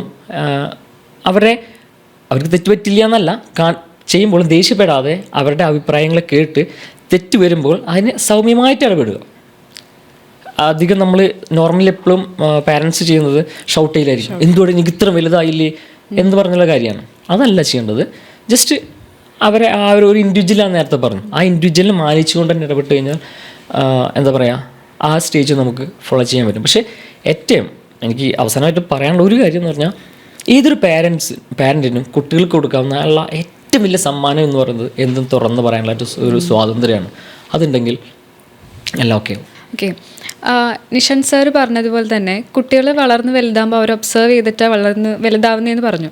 അപ്പോൾ നമ്മൾ കുറച്ച് വലുതായി കഴിയുമ്പോൾ അല്ലെങ്കിൽ ചെറുതിലെ തന്നെ എന്തെങ്കിലും ഒരു മിസ്റ്റേക്ക് ചെയ്യുമ്പം നമ്മുടെ ഗ്രാൻഡ് പേരൻസ് ആണെങ്കിലും പാരൻസ് ആണെങ്കിലും പറയുന്നൊരു ടേമാണ് കതിരെ കൊണ്ടുപോയി വളം വെക്കരുത് എന്ന് പറയുന്നത്. അത് എത്രത്തോളം ലോജിക്കായിട്ടുള്ളൊരു പ്രയോഗമാണ്? ശരിക്കും ലോജിക്കലായിട്ടുള്ളൊരു കാര്യം തന്നെയാണ്. കാര്യം ഇപ്പോൾ ഒരു ക്യാരക്ടർ ഡിസോർഡർ ഉള്ള ഒരു കുട്ടിയുടെ കാര്യം ഒരുപാട് നമുക്ക് കൗൺസിലിങ്ങിന് വരുന്ന കാര്യമാണ്. സ്പീച്ച് ഡിസോർഡേഴ്സ് ഉള്ള കുട്ടികളുടെ കാര്യമുണ്ട്, ക്യാരക്ടർ ഡിസോർഡേഴ്സ് ഉള്ള കുട്ടികൾ, ബിഹേവിയറൽ പ്രോബ്ലംസ് ഉള്ള കുട്ടികളൊക്കെ ഉണ്ട്. അപ്പോൾ അവരുടെ പേരൻസ് ഭയങ്കര വറീഡ് ആയിട്ടാണ് വരാറുള്ളത്. 6 വയസ്സ് 7 വയസ്സൊക്കെ കുട്ടികൾക്ക് കാണാറുള്ളൂ. നമ്മളൊരു 12 വയസ്സിന് മുന്നേ ആണെങ്കിൽ നമുക്കത് 100% ക്യൂർ ചെയ്യിക്കാൻ പറ്റും, ക്യൂറബിൾ ആണ്. ബട്ട് അതിന് മേളിലേക്കാണെങ്കിൽ ഈ പറയുന്ന പ്രശ്നങ്ങൾ ക്യൂർ ചെയ്യാൻ നമുക്ക് ഭയങ്കര പാടാണ്. അതിപ്പോൾ കുട്ടിയുടെ സ്വഭാവത്തിലുണ്ടാകുന്ന എന്ത് പ്രശ്നമായിക്കോട്ടെ, അവൻ്റെ ടേസ്റ്റ് ആൻഡ് പ്രിഫറൻസസ്, ഈ പറയുന്ന കാര്യങ്ങളെല്ലാം അവൻ്റെ സ്വഭാവത്തിലുള്ള പ്രശ്നങ്ങളൊക്കെ ആവാം, ഇതെല്ലാം നമുക്ക് മാറ്റിയെടുക്കാൻ പറ്റും. ഒരു 12 വയസ്സിൽ താഴെയാണ്, അഡോളസെൻ്റ് ഏജിന് താഴെയാണ് എങ്കിൽ മാത്രമേ നമുക്ക് സാധിക്കത്തുള്ളൂ. അതിനെയാണ് ശരിക്കും പറഞ്ഞു കഴിഞ്ഞാൽ കതിരയിൽ കൊണ്ട വളം വെക്കരുത് എന്ന് പറയുന്നത്. ശരിക്കും ഒരു സമയം കഴിഞ്ഞ് കഴിഞ്ഞാൽ കുട്ടികളുടെ ശീലങ്ങളോ അവരുടെ ടേസ്റ്റ് ആൻഡ് പ്രിഫറൻസ് നമുക്കൊന്നും മാറ്റിയെടുക്കാൻ പറ്റില്ല. ബട്ട് ഇപ്പോൾ ചെറുപ്പത്തിലെ അവൻ്റെ ക്യാരക്ടറിൽ ഒത്തിരി പ്രശ്നങ്ങളുണ്ട്. ഒരു 6 വയസ്സിൽ ഉള്ള ഒരു കുട്ടിയാണ്, അവന് ഒരുപാട് പ്രശ്നങ്ങളുണ്ട്, അവൻ്റെ ക്യാരക്ടറിൽ മാറ്റങ്ങൾ വരേണ്ടതുണ്ട്. നമുക്ക് ശരിയാക്കി എടുക്കാൻ പറ്റുന്ന പ്രശ്നമുള്ളത് അത് പേരൻസിൻ്റെ ആറ്റിറ്റ്യൂഡ് ചേഞ്ചസിലൂടെ, അവൻ്റെ എൻവയോൺമെൻറ്റ് ചേഞ്ചസിലൂടെ നമുക്ക് ഈ കാര്യങ്ങൾ വിത്തൗട്ട് മെഡിസിൻ നമുക്കിത് റെഡിയാക്കി എടുക്കാൻ പറ്റും. ബട്ട് നേരെ മറിച്ച് ഇതങ്ങ് കടന്നുപോയി അവൻ ടീനേജിലേക്കൊക്കെ കടന്നാണെങ്കിൽ പിന്നെ നമുക്ക് വലിയ സ്കോപ്പ് വേണ്ട. അതിലാണ് ശരിക്കും കതിരെ കൊണ്ട് വളം വെക്കേണ്ട എന്ന് പറയുന്നത്. യെസ്, തീർച്ചയായിട്ടും ഞാൻ ജെ കെ പറഞ്ഞുകൊണ്ട് ഞാൻ യോജിക്കുന്നു കേട്ടോ, തീർച്ചയായിട്ടും. പക്ഷേ എനിക്ക് ആഡ് ചെയ്യാനുള്ള ഒരു കാര്യം എന്ന് വെച്ചാൽ, അത് പ്രശ്നമുള്ള കുട്ടികളുടെ കാര്യങ്ങളാണ് ആ പറഞ്ഞ ബിഹേവിയർ ചേഞ്ചസ് അല്ലെങ്കിൽ പ്രശ്നങ്ങളുള്ളത്. അത് മാത്രമല്ല, നോർമലായ എല്ലാ കുട്ടികളുടെ കാര്യത്തിലും അത് ബാധകമാണ്. കാരണം അപ്പോൾ സൈക്കോളജി ബേസ്ഡ് ഇത് പറയുകയാണെങ്കിലും ഒരു കുട്ടിയുടെ ക്യാരക്ടർ രൂപപ്പെടുന്നത് ഒരു 10 വയസ്സിനുള്ളിലാണ്. സോ അതിനുള്ളിൽ നമ്മൾ എന്തൊക്കെ ചെയ്യാവോ, നമുക്ക് എങ്ങനത്തെ സ്വഭാവം വേണം അല്ലെങ്കിൽ എങ്ങനത്തെ ക്യാരക്ടർ വേണം എന്നുള്ളത് അതിനുള്ളിൽ അവരുടെ ക്യാരക്ടർ രൂപപ്പെടുത്തിയെടുത്താൽ നല്ലത്. കാരണം അതിന് ശേഷം ചെയ്യുന്ന കാര്യങ്ങൾ ചെയ്തിട്ട് കാര്യമില്ല. അതിനാണ് കതിരിൽ വളം വെക്കാന്ന് പറയുന്നത്. ഞാൻ തുടക്കം തന്നെ പറഞ്ഞത് തന്നെയായിരുന്നു. ഏത് നമ്മൾ സ്റ്റാർട്ടിങ് തുടങ്ങിയത് അത് തന്നെയാണ്, ചെടി നടന്ന കാര്യം വെച്ചിട്ടായിരുന്നു. കാരണം ചെടി വളർന്ന് ഏറ്റവും വലുതായി കഴിഞ്ഞിട്ട് ബലങ്ങൾ ഉണ്ടായി കഴിഞ്ഞിട്ടല്ല അതിന് കൊടുക്കേണ്ട വളം. വളരുന്ന സമയത്ത് നല്ല വളം കൊടുത്തു കഴിഞ്ഞാൽ നല്ല പോലെ ബലം ആ മരം തരും. സോ അതുപോലെ തന്നെയാണ് കുട്ടികളുടെ കാര്യം. ആ ഒരു ഏജിന് മുമ്പ് തന്നെ ഒരു 10-12 വയസ്സിനുള്ളിൽ അവരുടെ ക്യാരക്ടർ രൂപപ്പെട്ടിരിക്കണം. അതിന് കൊടുക്കേണ്ട എന്തൊക്കെ കാര്യങ്ങളാണോ ചെയ്യേണ്ടത് അത് ആ സമയത്ത് തന്നെ കൊടുത്തിരിക്കണം. ഇപ്പം 10 വയസ്സിന് താഴെ അല്ലെങ്കിൽ 10 വയസ്സ് വരെ ക്യാരക്ടർ ഫോം ചെയ്യുമെന്ന് പറഞ്ഞു സർ. ഈ കുട്ടികൾ വളർന്ന് മെച്യൂർ ആവുന്ന ഒരു പ്രായമുണ്ടല്ലോ, അപ്പം പാരൻസ് ശ്രദ്ധിക്കേണ്ട കാര്യങ്ങൾ എന്തൊക്കെയാണ്? ശരിക്കും ടീനേജിലാണ് കുട്ടികൾ മെച്യൂരിറ്റി ചെറുതായിട്ടെങ്കിലും സ്റ്റാർട്ട് ചെയ്യുന്നത് എന്ന് പറയാം. പക്ഷേ ഇന്ന് 10-40 വയസ്സായിട്ട് മെച്യൂർഡ് അല്ലാത്ത കുട്ടികളും ഉള്ള സമയമാണ് കേട്ടോ. കുട്ടികളല്ല, ആൾക്കാരും ഉള്ള സമയമാണ്. ടീനേജ് എന്ന് പറയുന്നതാണ് കുട്ടികളുടെ ഒരു മെച്യൂരിറ്റി കണ്ടു തുടങ്ങുന്നത്, മെച്യൂരിറ്റി സ്പോട്ട് ചെയ്ത് തുടങ്ങുന്ന ഒരു ഏജായിട്ട് പറയുന്നത്. അപ്പം ആ ഒരു ഏജിനുള്ളിൽ, ആ ഒരു ഏജ് സമയത്ത് പേരൻസ് ഒരുപാട് കാര്യങ്ങൾ ശ്രദ്ധിക്കേണ്ടതുണ്ട്. ശരിക്കും ആ ഒരു മെച്യൂരിറ്റി പീരീഡിൽ കുട്ടികളെ പേരൻസ് മറ്റൊരു വ്യക്തിയായിട്ട് തന്നെ കണ്ടു തുടങ്ങണം. ശരിക്കും പറഞ്ഞു കഴിഞ്ഞാൽ വേറെ ടേസ്റ്റും പ്രിഫറൻസും താല്പര്യങ്ങളും അഭിപ്രായങ്ങളും നിലപാടുകളും എല്ലാം ഉള്ള മറ്റൊരു വ്യക്തി. എങ്കിൽ മാത്രമേ അവർക്ക് അവർ മുതിർന്നുകൊണ്ടിരിക്കുകയാണ് എന്നുള്ളൊരു തോന്നലുണ്ടാവുള്ളൂ. വീട്ടിലൊരു ചർച്ചയൊക്കെ നടക്കുന്ന സമയത്ത് ഈ കുട്ടികളെയും കൂടെ വിളിച്ചിരുത്തി അവരുടെ അഭിപ്രായങ്ങളൊക്കെ ഒന്ന് ചോദിക്കണം. അപ്പോൾ ആ അഭിപ്രായങ്ങളൊക്കെ ചോദിച്ചു കഴിയുമ്പോൾ എന്നോട് അഭിപ്രായങ്ങളൊക്കെ ചോദിച്ചു തുടങ്ങി, ഞാൻ വലിയ ആളായി തുടങ്ങി, എനിക്ക് കുറച്ചുകൂടി ഉത്തരവാദിത്തങ്ങളൊക്കെ കാണിക്കേണ്ടതുണ്ട് എന്നുള്ള തോന്നൽ കുട്ടികൾക്കും വരും. അപ്പോൾ ആ ഒരു സമയത്താണെങ്കിൽ പോലും പേരൻസ് സാധാരണഗതിയിൽ ചെയ്യുന്നത് അവരുടെ അഭിപ്രായങ്ങൾ, അവരുടെ ഇഷ്ടങ്ങൾ, ഈവൻ ഒരു സിനിമയ്ക്ക് പോകുന്ന കാര്യമാണ് എങ്കിൽ പോലും പേരൻസിനും കൂടെ താല്പര്യമുള്ള മൂവി ഏതാണ് അതിനാണ് കൂടുതൽ പേരൻസും പ്രിഫർ ചെയ്യുക. ബട്ട് കുട്ടികൾക്ക് മാത്രം താല്പര്യമുള്ള മൂവി, അവർക്കൊരു ബോളിവുഡ് മൂവിയാണ് കാണാൻ താല്പര്യം, എനിക്ക് ഈ മൂവി കാണണം, അതെന്താണെന്ന് കണ്ടു നോക്കാൻ വേണ്ടിയിട്ട് ബോളിവുഡ് മൂവി കാണുന്നില്ല എങ്കിൽ പോലും ആ കൂടെ പോയിട്ടിരുന്ന് കാണുന്ന എത്ര പേരൻസ് ഉണ്ട്? ഈവൻ കുട്ടികളുടെ കൂടെ ഇരുന്ന് കാർട്ടൂൺ കാണുന്ന എത്ര പേരൻസ് ഉണ്ട്? അത് വളരെ റെയറാണ്. അപ്പം അവരുടെ ഇഷ്ടങ്ങളെ കൂടെ നമ്മൾ മാനിക്കണം. എല്ലാ പേരൻസിൻ്റെ ഇഷ്ടങ്ങൾ മാത്രം അടിച്ചേൽപ്പിക്കാൻ വേണ്ടിയിട്ട് ശ്രമിക്കരുത്. അപ്പോൾ നമ്മൾ മെച്യൂരിറ്റി പീരീഡിൽ ഈ ചെറിയ പ്രായത്തിൽ നമ്മൾ ഉപദേശിക്കുന്നതിൻ്റെ അപ്പുറത്തേക്ക് കുട്ടികൾക്ക് ഉപദേശങ്ങൾ അല്ലാത്തൊരു സമയമാണ്. അവർക്ക് അവരുടേതായ അഭിപ്രായങ്ങളും നിലപാടുകളും ഉണ്ടാവും, അവർ തിരിച്ച് സംസാരിക്കും. അപ്പോൾ നമ്മൾ കുട്ടി മെച്യൂർഡ് ആവുകയാണ്, ഞാനും കുറച്ചുകൂടെ കാര്യങ്ങൾ ഉത്തരവാദിത്തത്തോട് വേണം ഇനി അവനെ ഹാൻഡിൽ ചെയ്യാൻ വേണ്ടിയിട്ട് എന്നുള്ളത് പേരൻസ് മനസ്സിലാക്കി തുടങ്ങണം. ഓക്കെ സർ, ഇപ്പം പോസിറ്റീവ് പാരൻറ്റിങ്ങിൻ്റെ ഭാഗമായിട്ട് നമ്മൾ പാരൻസ് ഫോളോ ചെയ്യേണ്ട അല്ലെങ്കിൽ അവർ മനസ്സിലാക്കേണ്ട ഒരുപാട് കാര്യങ്ങൾ ഷെയർ ചെയ്തു. ഇതെല്ലാ പാരൻസിനും ഒരുപോലെ ആപ്ലിക്കബിൾ ആണോ? ഒരിക്കലല്ല. കാരണം നോക്കൂ, എല്ലാ പേരൻസും അല്ലെങ്കിൽ എല്ലാ കുട്ടികളും ഒരുപോലെയല്ല, അതേപോലെ എല്ലാ സിറ്റുവേഷൻസും ഒരുപോലെയല്ല അല്ലേ. പ്രത്യേകിച്ച് നമ്മുടെ ഇപ്പോൾ കേരളത്തിൻ്റെ കാര്യം എടുക്കുകയാണെങ്കിൽ ഒരു 60-70% കുടുംബങ്ങളുടെ കാര്യങ്ങളും അല്ലെങ്കിൽ കുടുംബ ബന്ധങ്ങളും ഒരേപോലെ ആയിരിക്കാം. കുട്ടികളും പാരൻസും ഒരുപോലെ വളരുന്നൊരു കാര്യമായിരിക്കാം. രണ്ട് സ്ഥലത്തും അച്ഛനും അമ്മയും ഉള്ള കുട്ടികളായിരിക്കാം. സോ അവർക്കിത് കാര്യങ്ങൾ റെഡി ആയിരിക്കും. നേരത്തെ പറഞ്ഞ പോലെ പാരൻറ്റിങ് സ്റ്റെപ്സൊക്കെ ഒരേപോലെ ഫോളോ ചെയ്യാൻ പറ്റുമായിരിക്കും. പക്ഷേ ബാക്കിയുള്ളൊരു 30-40% ഇല്ലേ, അവിടെ ഡിഫറെൻ്റ് ആണ്. കാരണം ഒരു കാര്യം എടുത്ത് നോക്കൂ, കുടുംബ ബന്ധങ്ങളിൽ വിള്ളലുള്ള പാരൻസ്, എന്തെങ്കിലും പ്രശ്നങ്ങളുള്ള, അവിടെ കുട്ടികൾ അനുഭവിക്കുന്ന പ്രശ്നങ്ങളുണ്ട്. അവിടെ നമ്മൾ ഈ പറഞ്ഞ എല്ലാ സ്റ്റെപ്സും അവിടെ ഇപ്പോൾ വരാൻ പറ്റണമെന്നില്ല. ഓക്കെ, അതുപോലെ തന്നെ സിംഗിൾ പാരൻ്റായിട്ടുള്ളത്, പ്രത്യേകിച്ച് ചിലപ്പോൾ അച്ഛനും അമ്മയും വിദേശത്തായിരിക്കാം, ഒരാൾ മാത്രമേ ഉള്ളൂ. അപ്പം അങ്ങനെയുള്ളിടത്തും ഒരു പാരൻറ്റിന് കൂടുതൽ റോൾസ് ഉണ്ട്, അവിടെ കൂടുതൽ കുടുംബത്തിൻ്റെ കാര്യങ്ങൾ നോക്കാനുണ്ട്. സോ അവിടെയും ഈ പറഞ്ഞ കാര്യങ്ങൾ ഡിഫറെൻ്റ് ആയിരിക്കാം. മറ്റൊരു കാര്യം എന്ന് പറഞ്ഞാൽ ആ സിംഗിൾ പാരൻ്റെ കാര്യം വരുമ്പോൾ തന്നെ പറയുന്ന ഒരു കാര്യം തന്നെയാണ് ഡിവോഴ്സ്ഡ്. അവിടുത്തെ കാര്യങ്ങളും വളരെ ഡിഫറെൻ്റ് ആണ്. കാരണം അവരുടെ മാനസികാവസ്ഥയും ആ കുടുംബത്തിലെ മാനസികാവസ്ഥയും കുട്ടികളുടെയും പാരൻ്റെയും എല്ലാം ഡിഫറെൻ്റ് ആണ്. സോ അവിടെ ഈ കാര്യങ്ങളിലപ്പുറം കുറച്ച് കാര്യങ്ങളിലൂടെ നമ്മൾ ശ്രദ്ധിക്കേണ്ട കാര്യങ്ങളുണ്ട്. അത് നിഷാന്ത് സാർ പറഞ്ഞ പോലെ തന്നെ ഈ ഡിവോഴ്സ്ഡ് ആയിട്ടുള്ള പാരൻസിൻ്റെ കുട്ടികളുണ്ടല്ലോ മാഡം, അവർക്ക് ഈ പാരൻറ്റിങ് കെയർ നഷ്ടമാകുന്നുണ്ടോ? അല്ലെങ്കിൽ അവർ ഫേസ് ചെയ്യുന്ന ഏറ്റവും പ്രധാനപ്പെട്ട പ്രോബ്ലംസ് എന്തൊക്കെയായിരിക്കും? വളരെ സങ്കടകരമായിട്ടുള്ളൊരു കാഴ്ചയാണ് ഈ പാരൻസിൻ്റെ ഡിവോഴ്സും ഈ ഒരു സെപ്പറേഷനും കുട്ടികളുടെ വളർച്ചയിൽ ഒരുപാട് സ്വാധീനിക്കുന്നുണ്ട് എന്നുള്ളത്. നമ്മളിലൂടെയാണ് ഈ മക്കൾ ഭൂമിയിൽ ജന്മമെടുക്കണത്. അപ്പോൾ അവർക്ക് ഈ ഒരു ഭൂമിയിൽ ജീവിക്കാനുള്ള ഒരു സാഹചര്യം ഒരുക്കി കൊടുക്കേണ്ടതും അതുപോലെ തന്നെ ഈ മക്കളെ നോക്കേണ്ടതും വളർത്തേണ്ടതും ഈ പാരൻസിൻ്റെ ഉത്തരവാദിത്വം കൂടിയാണ്. പാരൻസിൻ്റെ മാനസികാവസ്ഥ എന്താണെന്ന് പിള്ളേർക്ക് അറിയേണ്ട കാര്യമില്ല. നമ്മളിലൂടെയാണ് ഈ മക്കൾ ഭൂമിയിലേക്ക് ജനിച്ചത്. അപ്പോൾ എനിക്ക് പറയാനുള്ളത്, നിങ്ങൾക്ക് ഒട്ടും ഒരുമിച്ച് പോകാൻ സാധിച്ചില്ലെങ്കിൽ തന്നെ ഈ മക്കൾക്ക് വേണ്ടിയെങ്കിലും ഒരുമിച്ച് പോകാനായിട്ടുള്ളൊരു സാഹചര്യം ഉണ്ടാക്കണം. അത് നിങ്ങൾ ഈ മക്കളെ ജനിപ്പിച്ചു എന്നുള്ള ഇതിൻ്റെ ശിക്ഷയായിട്ടെങ്കിലും നിങ്ങൾ ഒന്നിച്ചു പോകണം എന്നാണ് എനിക്ക് പറയാനുള്ളത്. ശരിക്കും പറഞ്ഞു കഴിഞ്ഞാൽ രണ്ട് സിറ്റുവേഷൻ ഉണ്ട്. ഒന്ന്, ഡിവോഴ്സ് ഡിമാൻഡ് ചെയ്യുന്ന സിറ്റുവേഷൻ ഉണ്ട്. രണ്ട്, അഡ്ജസ്റ്റ്മെൻറ്റ് ചെയ്യാൻ പറ്റത്തില്ലാത്തതുകൊണ്ട്, തീരെ പറ്റത്തില്ലാത്തതുകൊണ്ട് സെപ്പറേറ്റ് ആയി പോകുന്ന കാര്യങ്ങളുണ്ട്. അതായത് അതാണ് ഡിവോഴ്സ് ഡിമാൻഡ് ചെയ്യുന്നത് എന്ന് ഞാൻ പറഞ്ഞത്. തീരെ പറ്റത്തില്ല, ഇയാളുമായിട്ട് ഒത്തുപോകാനായിട്ട് ഭയങ്കരമായിട്ടുള്ള ബുദ്ധിമുട്ടായിരിക്കും. അത് ശരിക്കും പ്രശ്നം ആണിൻ്റെ ഭാഗത്തോ പെണ്ണിൻ്റെ ഭാഗത്തോ ആയിക്കോട്ടെ, ഭർത്താവിൻ്റെ ഭാഗത്തോ ഭാര്യയുടെ ഭാഗത്തോ ആയിക്കോട്ടെ. ചില കേസുകളിലൊക്കെ ഭാര്യയായിരിക്കും ഭയങ്കര ഡേഞ്ചർ, ചില കേസുകളിൽ ഭർത്താവാണ് ഭയങ്കര ഡേഞ്ചർ. ഇത് ഒരു തരത്തിലും പോകാൻ പറ്റത്തില്ല, രണ്ട് പേർക്കും അങ്ങോട്ടും ഇങ്ങോട്ടും പോകാൻ പറ്റുന്നില്ല എന്നുള്ളതുകൊണ്ട് ഡിവോഴ്സ് ഡിമാൻഡ് ചെയ്യുന്ന സിറ്റുവേഷൻ ഉണ്ട്. രണ്ട്, നിസ്സാര കാര്യങ്ങൾക്ക്, നിസ്സാരമായിട്ട് ഒരു ഫാമിലി ലൈഫ് എന്താണ്, ഫാമിലി ലൈഫിൽ ചെറിയ രീതിയിൽ അഡ്ജസ്റ്റ്മെൻറ്റ് ഉണ്ടാവണം. അതായത് ചെറിയ രീതിയിൽ സ്ട്രെസ്, ചെറിയ രീതിയിൽ അവർ പരസ്പരം ഒരു മനസ്സിലാക്കലോട് കൂടി ആ ഒരു അണ്ടർസ്റ്റാൻഡിങ്ങോട് കൂടിയിട്ട് മുന്നോട്ട് പോവുകയാണെങ്കിൽ, ചെറിയ അഡ്ജസ്റ്റ്മെൻറ്റും കൂടെ ഉണ്ടെങ്കിൽ ഈ കാര്യം മുന്നോട്ട് പോകുന്നതേ ഉള്ളൂ. അവിടെ ഡിവോഴ്സിൻ്റെ ഒന്നും ആവശ്യമില്ല. ബട്ട് ആ ഒരു നിസ്സാരമായിട്ടുള്ള അഡ്ജസ്റ്റ്മെൻറ്റ് ഇല്ലാത്തത് കൊണ്ടും കുട്ടികളുടെ കാര്യമുണ്ട് എങ്കിൽ പോലും കൺസിഡറബിൾ അല്ലാതെ അവർ ഡിവോഴ്സിലേക്ക് പോകുന്നു. എനിക്ക് സജസ്റ്റ് ചെയ്യാനുള്ളത്, നിങ്ങൾ കല്യാണം കഴിക്കുന്ന സമയത്ത് പുറത്തൊക്കെ കുറച്ച് നാൾ ഇവർ ഡേറ്റിംഗ് ഒക്കെ ചെയ്തതിന് ശേഷം പരസ്പരം ഒന്ന് മനസ്സിലാക്കിയതിന് ശേഷമൊക്കെയാണ് കല്യാണം കഴിക്കുന്നത്. ഇപ്പോഴാണെങ്കിലും പ്രേമിച്ചിട്ട് കല്യാണം കഴിക്കുന്നവരൊക്കെ, വർഷങ്ങൾ പ്രേമിച്ചിട്ട് കല്യാണം കഴിക്കുന്നവരും ഫാമിലി ലൈഫിലേക്ക് കടന്നു കഴിയുമ്പോൾ വമ്പൻ അടിയാണ്. കാര്യം കല്യാണം കഴിഞ്ഞാണ് ശരിക്കും ലൈഫ് തുടങ്ങുന്നത്. പ്രേമവും ഡേറ്റിങ്ങും വേറെയാണ്.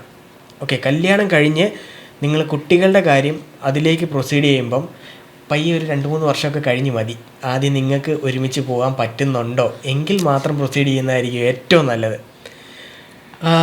ഇല്ല എങ്കിൽ അതിൻ്റെ അകത്ത് ബലിയാടുകളാകാൻ പോകുന്നത് ഈ കുട്ടികളായിരിക്കും.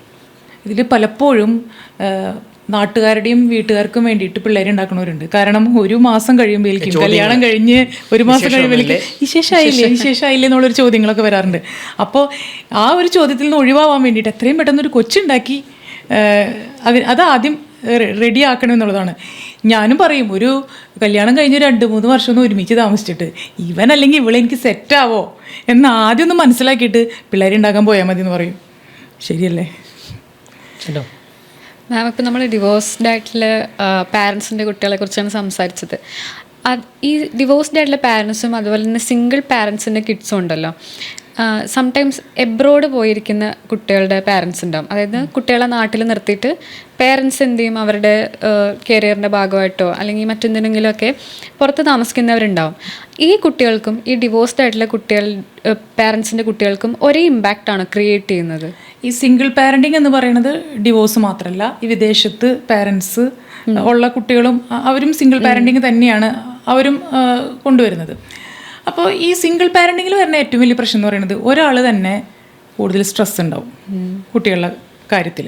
അപ്പോൾ ഇവർക്ക് ഈ സ്ട്രെസ് ഉണ്ടാവുമ്പോൾ ഈ പിള്ളേരുടെ മേത്തായിരിക്കും അവർ ആദ്യം തീർക്കാം. അതൊരു വലിയ പ്രശ്നമാണ്. അപ്പോൾ നമ്മൾ മനസ്സിലാക്കേണ്ട ഒരു കാര്യം, സ്ട്രെസ്സ് കംപ്ലീറ്റ് കുട്ടികളിലേക്ക് വരുമ്പോൾ അത് മൊത്തം ആ ഫാമിലീനെ ബാധിക്കുകയാണ്. കുട്ടികളുടെ എല്ലാ കാര്യങ്ങളിലും അത് എഫക്റ്റ് ആവുന്നുണ്ട്. ഞാൻ പറയുകയാണെങ്കിൽ ഡിവോഴ്സ്ഡ് പേരൻസിനെ, അതുപോലെ പേരൻസ് അബ്രോഡാണ് എന്നുള്ള കുട്ടികൾ, അതായത് പേരൻസിൽ നിന്ന് മാറി നിൽക്കുന്ന കുട്ടികൾ, ഒന്ന് ഡിവോഴ്സ്ഡ് ആണ്, ഒന്ന് പേരൻസ് അബ്രോഡാണ്. ഇത് രണ്ടും ഒരേ ഗണത്തിൽ ഞാൻ കാണുന്നേ ഇല്ല. അതായത് സിംഗിൾ പേരൻറ്റിംഗ് ആയിട്ട് ഞാൻ കാണുന്നില്ല. കാര്യം എന്ന് വെച്ച് കഴിഞ്ഞാൽ ഈ കുട്ടികളുടെ അടുത്ത് എൻ്റെ അച്ഛൻ എവിടെയാണ്, അച്ഛൻ എന്താ ചെയ്യുന്നതെന്ന് ചോദിച്ചു കഴിഞ്ഞാൽ, അച്ഛനും അമ്മയും ഡിവോഴ്സ്ഡ് ആണ് എങ്കിൽ അച്ഛൻ ഞങ്ങളെ ഇട്ടിട്ട് പോയി, അല്ലെങ്കിൽ അച്ഛൻ മരിച്ചു പോയി എന്ന് പറയുന്ന കുട്ടികൾ വരെയുണ്ട്. അവർക്കൊരു ഗിൽറ്റി ഫീലാണ്. എന്തോ അച്ഛനും അമ്മയും സെപ്പറേറ്റഡ് ആണെന്ന് പറയാൻ വേണ്ടിയിട്ട് കുട്ടികൾക്കൊരു ബുദ്ധിമുട്ടുണ്ട്. പക്ഷേ നേരെ മറിച്ച് അബ്രോഡാണ് എങ്കിൽ എൻ്റെ അച്ഛൻ ഇന്ന സ്ഥലത്താണ്, ഇന്ന ജോലി ചെയ്യുന്നു, എൻ്റെ അമ്മ ഇന്ന സ്ഥലത്ത്, അച്ഛനും അമ്മ അവിടെയാണ്, ഞാൻ ഗ്രാൻഡ് പേരൻസിൻ്റെ കൂടെ ഇവിടെ. പക്ഷേ അവർ വന്നു കഴിയുമ്പോഴത്തേക്കും 2 മാസം ഞങ്ങൾ വീട്ടിലുണ്ടാവും, ലീവിന് വരും എന്നുള്ള കാര്യമൊക്കെ കുട്ടികൾ വളരെ അഭിമാനത്തോടു കൂടി പറയും. ബട്ട് ഈ 2 വിഷയങ്ങളും, കുട്ടികളുടെ ഒപ്പം പേരൻസ് ഇല്ല, അവർ അബ്രോഡ് ജോലി ചെയ്യുകയാണെന്നുള്ള സിറ്റുവേഷനും അച്ഛനും അമ്മയും ഡിവോഴ്സ്ഡ് ആണ് എന്നുള്ള സിറ്റുവേഷനും രണ്ടും ഡിഫറൻ്റ് ആണ് എൻ്റെ അഭിപ്രായത്തിൽ. അത് രണ്ടും ഡിഫറൻ്റ് ആണ്. ആ 2 കാര്യങ്ങളും ഒരേപോലെ കമ്പയർ ചെയ്യാനേ പറ്റത്തില്ല. സാറിൻ്റെ ഒപ്പീനിയൻ അങ്ങനെ തന്നെയാണോ? തീർച്ചയായിട്ടും. കാരണം മറ്റേത് ഒരു കാര്യം എന്ന് പറയുമ്പോഴോ, ഒരു ഡിവോഴ്സ്ഡ് അല്ലെങ്കിൽ ഒരു സിംഗിൾ പാരൻ്റ് ഒരാൾ മരിച്ച കേസാണെങ്കിൽ അവിടെ പക്ഷിലും ആ ഉള്ള പാരൻ്റിൽ ഒരു കുട്ടിയോടുള്ള സോഫ്റ്റ് കോർണർ, അല്ലെങ്കിൽ എന്താ അയ്യോ ഒരാളില്ലല്ലോ എന്നുള്ളൊരു സംഭവം ഉണ്ടാവും. തീർച്ചയായിട്ടും അവിടെ പ്രശ്നങ്ങളുണ്ടില്ല എന്നല്ല, വിഷാദം അല്ലെങ്കിൽ വേറെ പ്രശ്നങ്ങളുണ്ടാവും. പക്ഷേ മറ്റേതാവുമ്പോൾ അതല്ല, കുട്ടി ഇവന് എന്തിൻ്റെ കേടാണ് എന്നുള്ള രീതിയിലുള്ള പേരൻസിൻ്റെ പ്രശ്നങ്ങൾ ഞാൻ കേട്ടിട്ടുണ്ട്. അച്ഛൻ അവിടെ ഉണ്ട്, ഇഷ്ടംപോലെ പൈസ അയച്ചു കൊടുക്കുന്നു ഇപ്പോൾ എന്നുള്ള കാര്യങ്ങൾ ഞാൻ കേട്ടിട്ടുണ്ട്. രണ്ടും രണ്ട് തന്നെയാണ് തീർച്ചയായിട്ടും. കാരണം ഒരു സ്ഥലത്ത് സന്തോഷമുണ്ട്, ഒരു സ്ഥലത്ത് അവരിൻ്റെ കൂടുതലായിരിക്കും ചിലപ്പോൾ കെയർ കിട്ടാത്തതിൻ്റെ ഉണ്ട്. എന്തിനും പോസിറ്റീവ് നെഗറ്റീവ് ഉണ്ടല്ലോ. ഈ ഡിവോഴ്സ്ഡും സിംഗിൾ പാരൻറ്റിങ്ങുമായിട്ടുള്ള കുട്ടികൾ, ഇവർക്കൊക്കെ ഇവരുടെ ബിഹേവിയറൽ പ്രശ്നങ്ങൾ ഉണ്ടാവാറുണ്ട്, ക്രിമിനലായിട്ടുള്ള സ്വഭാവങ്ങളിലേക്ക് വരാറുണ്ട്. അതുപോലെ നാർസിസ്റ്റിക് പേഴ്സണാലിറ്റി ഡിസോർഡർ, NPD പോലുള്ള സൈക്കോളജിക്കലായിട്ടുള്ള ഡിസോർഡേഴ്സും ഇങ്ങനെയുള്ള കുട്ടികളിൽ കൂടുതലായിട്ട് കാണാറുണ്ടെന്ന് പറയും. അതുപോലെ തന്നെ പല വീടുകളിലും പാരൻസ് ഗംഭീര അടിയായിരിക്കും വീട്ടിൽ, പക്ഷെ പുറത്തേക്ക് അവർ ഭയങ്കര നല്ലൊരു മാതൃകാ ദമ്പതികളായിരിക്കും കേട്ടോ. ഇവർക്ക് പുറമേലേക്ക് വേറൊരു മാസ്ക് ആയിരിക്കും. ഇതൊക്കെ കുട്ടികളെ എഫക്റ്റ് ചെയ്യുന്നുണ്ട്. ഏതെങ്കിലും ഒരു സമയത്ത് അത് പൊട്ടിത്തെറിക്കുമ്പോഴാണ് വിഷയം ഉണ്ടാകുന്നത്. അതെ അതെ, ഉറപ്പായിട്ടും. അപ്പോൾ നമ്മുടെ സ്വഭാവത്തിൻ്റെ ഒരു 90% പാരൻറ്റിങ്ങിൻ്റെ ഒരു ഭാഗമാണെന്ന് വേണമെങ്കിൽ പറയാം.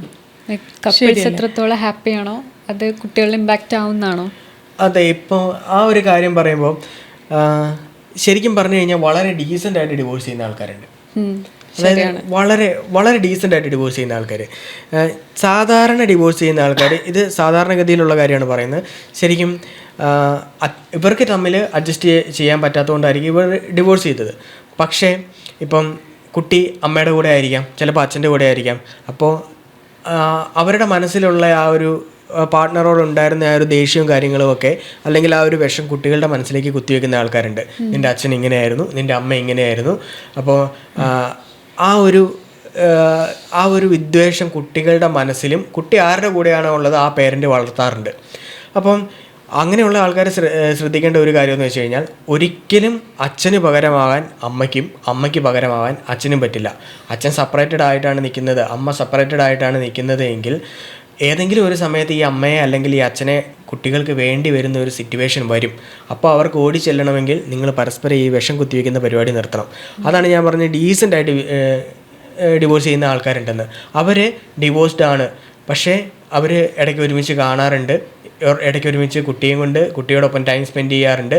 ചിലപ്പം ഇവർ സെപ്പറേറ്റഡ് ആയിട്ട് വേറൊരു ഫാമിലി കല്യാണം കഴിച്ചിട്ടുണ്ടാവാം.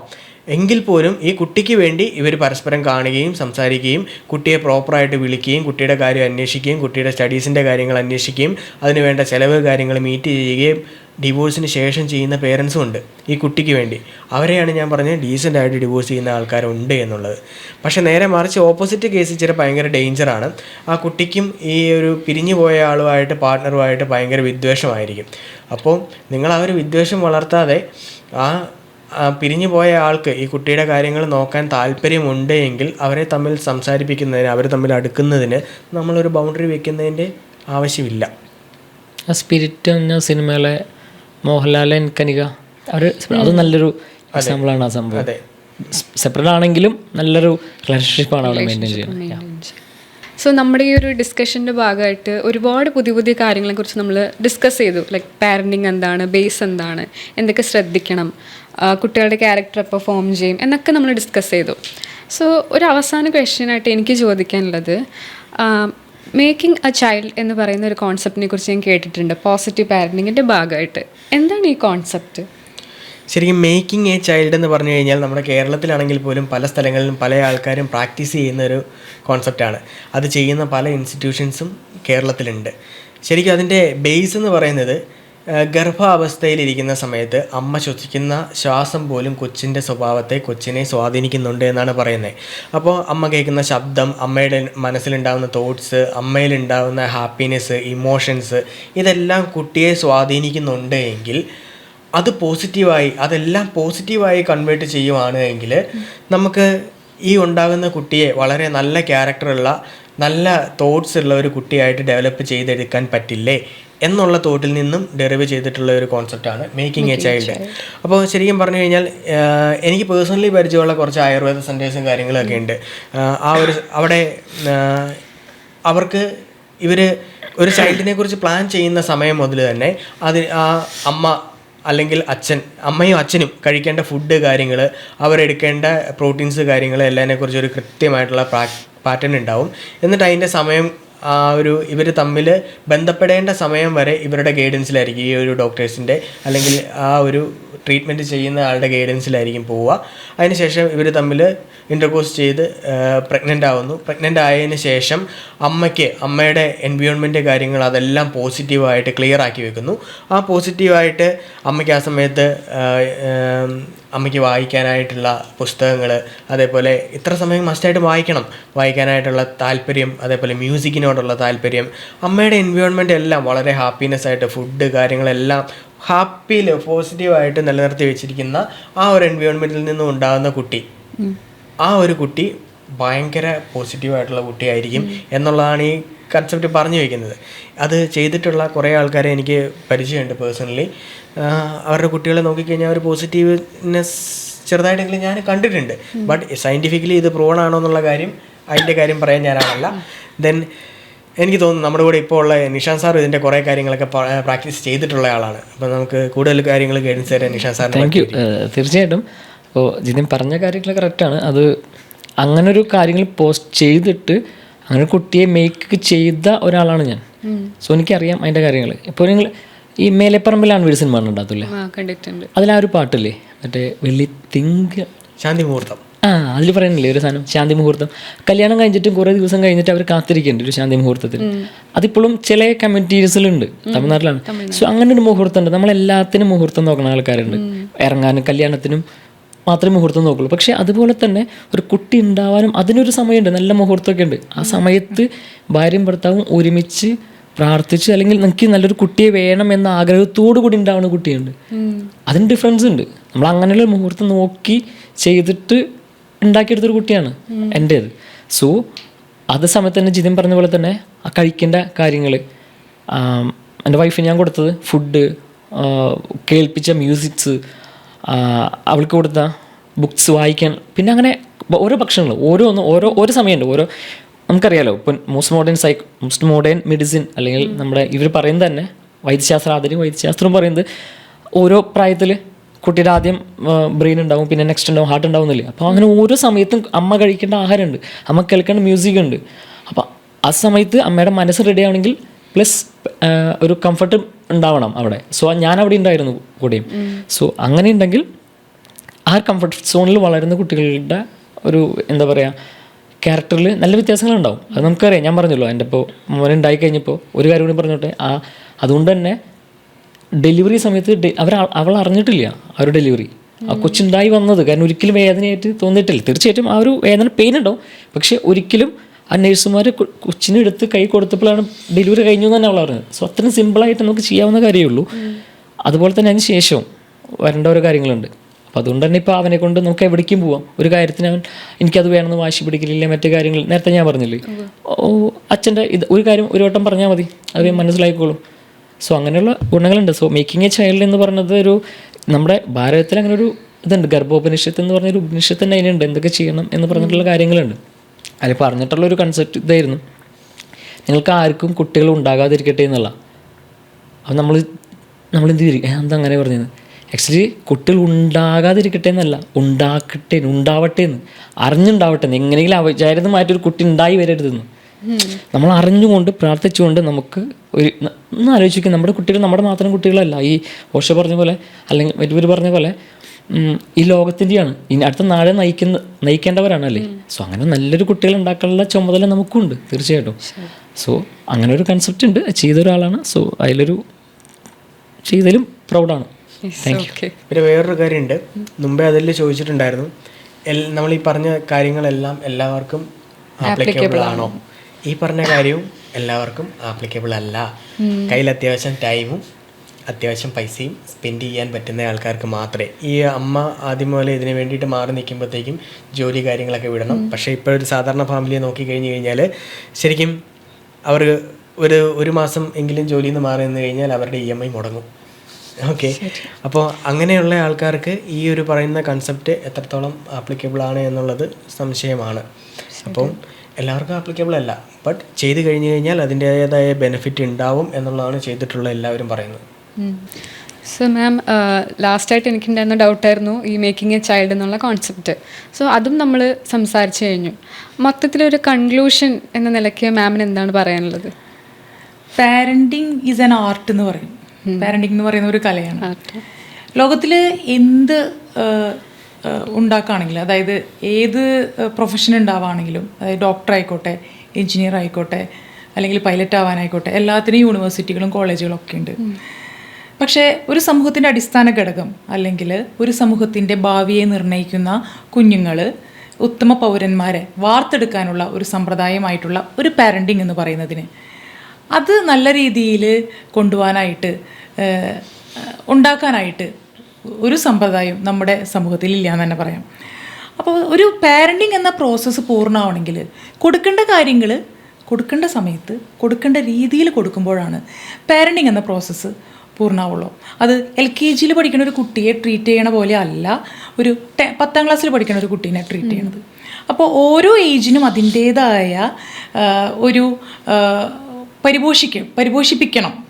ഓരോ കാര്യങ്ങളും കൊടുത്തുകൊണ്ട് ആ ഏജിൽ വേണ്ട കാര്യങ്ങൾ കൊടുക്കുമ്പോഴാണ് ആ ഒരു പ്രോസസ്സ് പൂർണ്ണമാവുള്ളൂ.